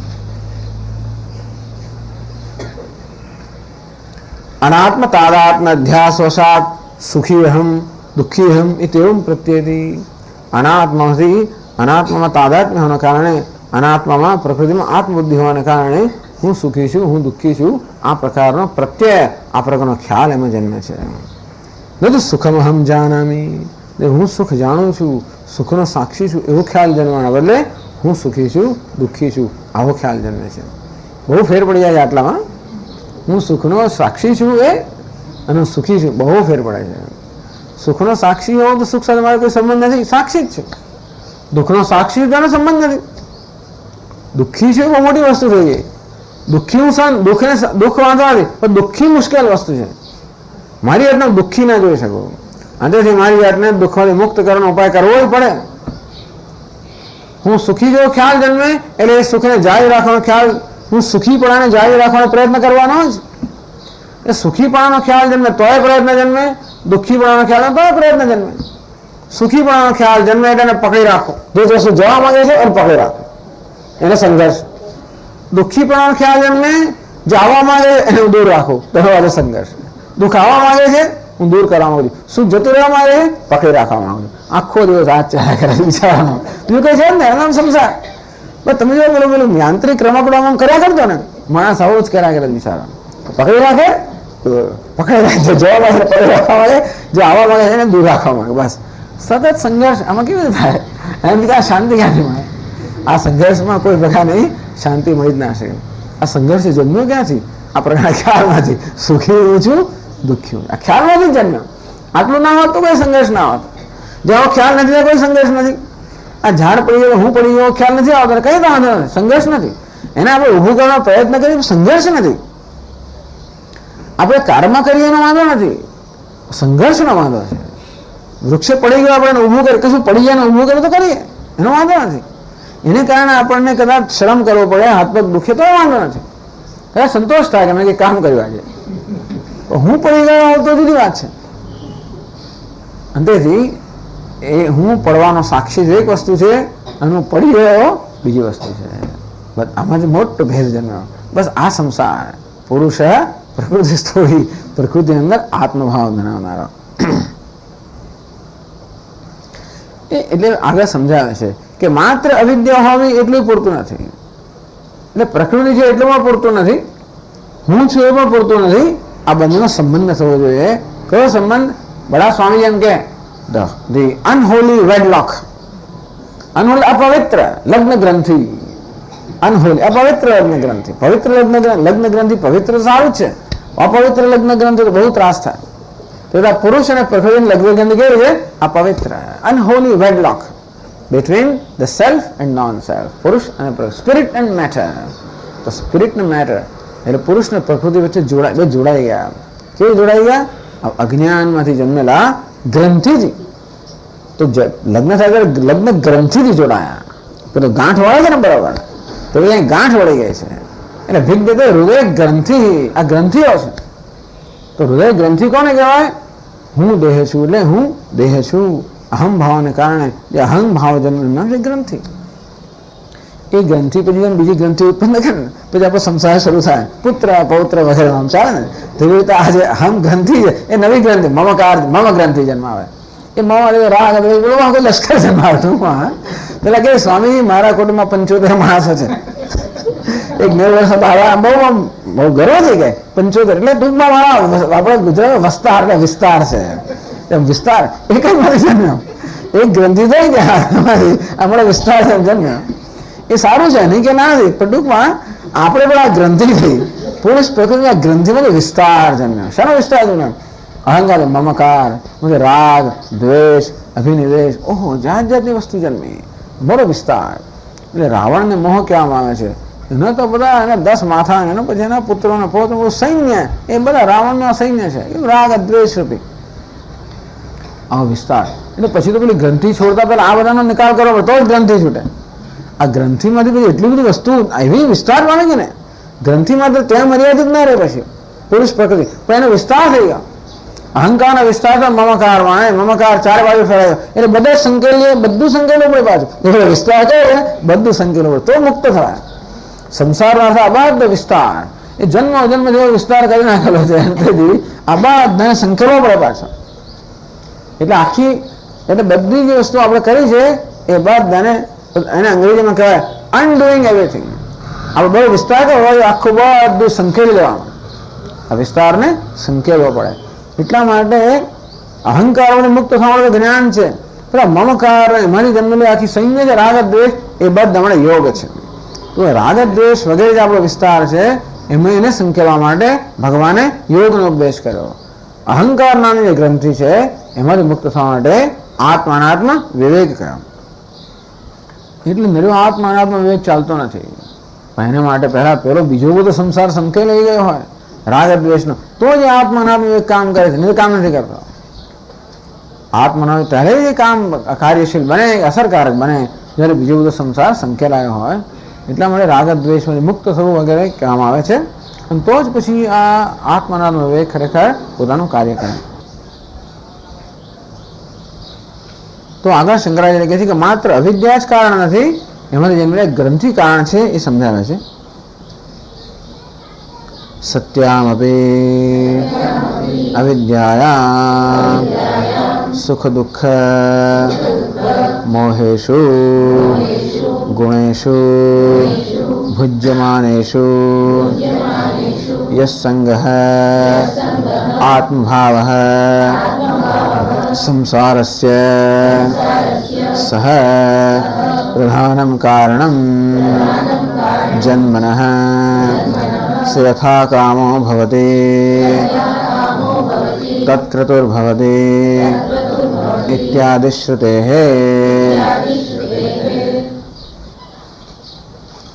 સત્યામ અવિદ્યાયામ, ભલે અવિદ્યા હોય એટલે અવિદ્યા હોય એ સંસાર જન્માવે છે. કારણ કે સુષુપ્તિમાં અવિદ્યા હોય છે તો બધા સંસાર નથી આવતો. સંસાર એટલે કર્તૃત્વ, ભોક્તૃત્વ, સુખિત્વ, દુઃખિત્વ, આ બધો ક્લેશ કે પીડા ત્યાં નથી હોતી. સુષુપ્તિમાં અવિદ્યા છતાં પણ એમાં જન્મતી કોઈ પીડા નથી. એટલે અવિદ્યા ઉપરાંત કશું ખાવું જોઈએ તો આ બધી પીડા જન્મે એ સમજાવે છે. સત્યામ અવિદ્યામ, અવિદ્યા હોય એકલી અવિદ્યા હોય તો પણ સુખ દુઃખ મોહેશુ ગુણેશુ ભુજ્યમાનેશુ यह संग आत्मभाव है. એ અવિદ્યા બધા સુખ દુઃખ મોહ આ બધી જે વૃત્તિઓ જન્માવે કે આ બધા સંજોગો જન્માવે એની અંદર જે એ ખરેખર કેવા છે? દૃશ્ય છે, ભોગ્ય પદાર્થ છે, અનાત્મા છે. यह संग आत्मभाव એ અનાત્માની અંદર દેહ અનાત્મા છે, મન બુદ્ધિ અનાત્મા છે, વૃત્તિઓ અનાત્મા છે, આ બધા અનાત્મા છે. એમાં સંગ એટલે એમાં આત્મભાવ. કોઈ પ્રકારનો કોઈ વાસ્તવિક સંગ નથી, માત્ર અજ્ઞાનમાંથી જન્મેલો સંગ છે. ખરેખર જો ગ્રંથિ હોય તો ગ્રંથિ ખરેખર છોડવું પડે. આ ગ્રંથિ કેવી છે? ગાયને પેલી બાંધવા જેવી જ ગ્રંથિ. ગાયને બાંધી દોરડાથી ગાયના મનમાં ભ્રમ જન્મ્યો, બંધાઈ ગઈ, એને છોડવાની પણ એવી રીત છે. પછી ખરેખર ગાય બાંધી હોય તો ખરેખર છોડવી પડે, તો બંધાયાનો ભ્રમ હોય તો એને છૂટવાનો પણ એ જ પ્રકારનું છે. તો આ ગ્રંથિ જે છે એ કોઈ વાસ્તવિક ગ્રંથિ નથી, પરંતુ અવિદ્યાને કારણે જન્મે છે અધ્યાસ, અન્યોન્ય અધ્યાસ જેને કહેવાય. અન્યોન્ય અધ્યાસ એટલે અનાત્માને આત્મા માની લેવો. દેહ અનાત્મા છે ને આત્મા માનવો, મન બુદ્ધિ અનાત્મા છે ને આત્મા માનવા. એ ઉપરાંત શું થાય છે? ધર્મ અધ્યાસ. પછી અનાત્મા ધર્મનો આત્મા પર અધ્યાસ થાય. એક થયો પેલો અધ્યાસ તાદાત્મ્ય, અર્થ અધ્યાસ જેને કહેવાય કે દેહને આત્મા માનવો. એને કારણે દેહના ગુણોને આત્માના ગુણો માનવા. એટલે દેહ જો જાડો હોય તો હું જાડો છું, દેહ ઊંચો હોય તો હું ઊંચો છું, દેહ સ્ત્રી હોય હું સ્ત્રી છું, અને અધ્યાસ કામ આવે છે. અને તેવી રીતે આત્માના ગુણો અનાત્મા પર અધ્યારોપ થાય. આત્મા ચૈતન્ય છે ખરેખર, એ ચેતનતાનો અનાત્મામાં અધ્યારોપ. અને તેથી આ દેહ પણ ચેતન છે, આ બધી વસ્તુને ચેતન માનવામાં આવે છે. આત્મા પ્રિય છે એનો આરોપ છે અનાત્મા પર. પણ અનાત્મા જે છે એને આત્મા માની પણ એ પણ પ્રિય બની ગયો. આત્મા સચ્ચિદાનંદ છે, આત્મા નિત્ય છે એટલે અનાત્માને નિત્ય માનવામાં આવે છે. આત્મા ચેતન છે, અનાત્માને ચેતન માનવામાં આવે છે. આત્મા આનંદ સ્વરૂપ છે એટલે અનાત્માને પ્રિય માનવામાં આવે છે. આત્માના ધર્મનો અનાત્માનો અધ્યારોપ, અનાત્માના ધર્મનો આત્મા પર અધ્યારોપ. અનાત્મા આ દેહ વિચારો કેવો છે? મૃત્યુનો અધીન છે, અને માટે હું મરતે છું, મૃત્યુનો અધીન છું. આ ઉપાધિ અલ્પ છે પણ હું અલ્પ છું. પરાધીન છે, હું પરાધીન છું. ખરેખર શરીર પરાધીન છે. આ બધા જગતના નિયમોને એના પર આધારિત છે એટલે હું પરાધીન છું. જો મારે 10 મિનિટ જવું હતું પણ પોણો કલાક થઈ ગયો સ્વામીજી, આ ટ્રાફિકને કારણે શું કરો? પરાધીનતા. અંદરથી લોકો આમ સમસમી જાય, અંદરથી આમ દાંત કચકચાવા છે કે શું કરવું. આ જો ને આગળ પેલો બસ વાળો આવ્યો, ટ્રક વાળો આવ્યો, જવા પરાધીનતા, અસહાયતા. મારું ચાલે તો 2 ગોળી લઈને બધા લોકો સાફ ગાળો કરતો હોય, મારું ચાલે તો બધા સાફ કરી નાખો, બધાને ઉડાવી મૂકો. હોય છે કોઈ ચાલતું નથી એટલું સારું છે, પણ છતાં આવું બધું એટલે માણસ અંદરથી કેટલો ઉકળાતો હોય છે, કારણ કે અસહાયતા અનુભવે છે, પરાધીનતા અનુભવે છે. પેલો મને છેતરી ગયો, મને જોઈ લે એમ કરી નાખે છે. અસહાયતા આ બધા હવે ટૂંકમાં અભિજાતની આ દેહ વિચારો પરાધીન છે, હું પરાધીન છું. મનમાં અલ્પ છે, મન એનું જ્ઞાન વિચારો કેટલું, એની સ્મરણ શક્તિ કેટલી, એની સમજ શક્તિ કેટલી, બધી મર્યાદિત છે. આટલા બાળક હું મર્યાદિત છું. મને કશું યાદ રહેતું નથી, એનો વાંધો નથી, ભલે ના રહે ના ભાઈ એટલે દુઃખ થાય. યાદ કેમ ના રહે? મને યાદ ના રહ્યો મનનો સ્વભાવ, મને યાદ નથી રહેતું, બહુ મુશ્કેલ થઈ જાય. સમજ નથી પડતી, બુદ્ધિને સમજ નથી પડતી, મને સમજ નથી પડતી. આ જ્ઞાન સ્વરૂપ આત્મા મને સમજ ના પડે એ કેમ સ્વીકારી શકે? અમારા આત્મા હું મરતે છું કેમ સ્વીકારી શકે? પૂર્ણ આત્મા હું અપૂર્ણ છું કેમ સ્વીકારી શકે? એટલે સંઘર્ષ. અને આ રીતે અન્યોન્ય અધ્યાસ કે અન્યોન્ય તાદાત્મ્ય એમાંથી આમ જેમ કે લોખંડ અને અગ્નિનો અન્યોન્ય તાદાત્મ્ય થયો. લોખંડના ગુણ અગ્નિમાં આવી ગયા, અગ્નિ બિચારો ગોળ બની ગયો, અગ્નિના ગુણ લોખંડમાં આવ્યા, લોખંડ લાલ બની ગયું, લોખંડ ગરમ બની ગયું. સંસારસ્ય કારણ, આ સંસારનું કારણ છે.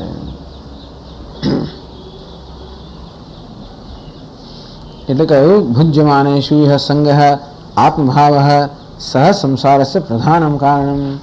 આમ અનાત્માની અંદર જે આત્મભાવ છે એ સંસારનું પ્રધાન કારણ છે. જન્મન, અને એ જન્મનું પછી પ્રધાન કારણ બની ગયું. જન્મ પણ શેના માટે? સ યથા કામ ભવતી તત્ક્રતુર્ભવતી. જન્મ આપણો થાય છે કર્મને કારણે. જન્મ થાય છે કર્મને કારણે. પણ કર્મ શેને કારણે થાય છે? સંકલ્પને કારણે, ઈચ્છાને કારણે. ઈચ્છા કેમ જન્મી? પ્રકૃતિમાં અહમભાવને કારણે. પ્રકૃતિમાં અહમભાવ જન્મે એટલે ઈચ્છા જન્મે જ. પ્રકૃતિમાં અહમભાવ જન્મે એટલે મર્યાદાને લાગણી જન્મે, એટલે કંઈ કરવાની ઈચ્છા જન્મે જ, મારી કર્મ જન્મે. સ યથા કામ ભવતી તત્ક્રતુર્ભવતી. જે મનમાં કામના જન્મે એ પ્રકારનું કર્મ જન્મે. પછી ઘણું બધું થાય એમાં છે. તો યથા કામ ભવતી તત્ક્રતુર્ભવતી. યત ક્રતુર્ભવતી તત્ કર્મ કુરુતે, યત કર્મ કુરુતે તત્ અભિસંપદ્યતે. તો જે પ્રકારની કામના જન્મે એવો સંકલ્પ જન્મે, જો સંકલ્પ જન્મે એવું કર્મ જન્મે, જો કર્મ જન્મે એવું ફળ જન્મે. એમ કરીને ફળના રૂપમાં નવ જન્મ પ્રાપ્ત થાય. આ રીતે સંસારનું એટલે આ જન્મ મૃત્યુના ચક્રનું કારણ બતાવ્યું કે પ્રકૃતિમાં અહમભાવ એનું મુખ્ય કારણ છે. એટલે બે કારણ થયા ટૂંકમાં. અજ્ઞાન પણ કારણ થયું અને જોડે જોડે અવિવેક. અહમભાવ એટલે અવિવેક. વિવેક એટલે વસ્તુ જેવી છે તેવી તેને સમજવી. અવિવેક એટલે છે એના કરતા ઉલટી સમજવી. આત્માને આત્મા જાણો, અનાત્માને અનાત્મા જાણો, નામ છે વિવેક. તો અનાત્માને આત્મા જાણો નામ છે અવિવેક. આત્માને અલ્પ જાણો નામ છે અવિવેક. અવિવેક ત્યારે જ હોય જ્યારે અજ્ઞાન હોય. અજ્ઞાન સિવાય અવિવેક ના હોય. ભ્રમ, અવિવેક એટલે ભ્રમ પણ કહેવાય, અધ્યાસ પણ કહેવાય. અધ્યારોપ, અધ્યાસ, ભ્રમ, અવિવેક આ બધા અને અર્થ એક જ થાય. રજ્જુને બદલે કે સર્પનો ભ્રમ થયો, અવિવેક થયો, એ ત્યારે જ જન્મે જ્યારે રજ્જુનું અજ્ઞાન હોય ત્યારે. તેમાં આત્માના અજ્ઞાનમાંથી જ અહમભાવ જન્મ્યો, એમાંથી પછી આ પ્રકારના બધા ભ્રમ જન્મ્યા. એટલે અજ્ઞાન મૂળ કારણ છે, એમાંથી પછી આ અવિવેક જે જન્મ્યો એ એનું ગૌણ કારણ એટલે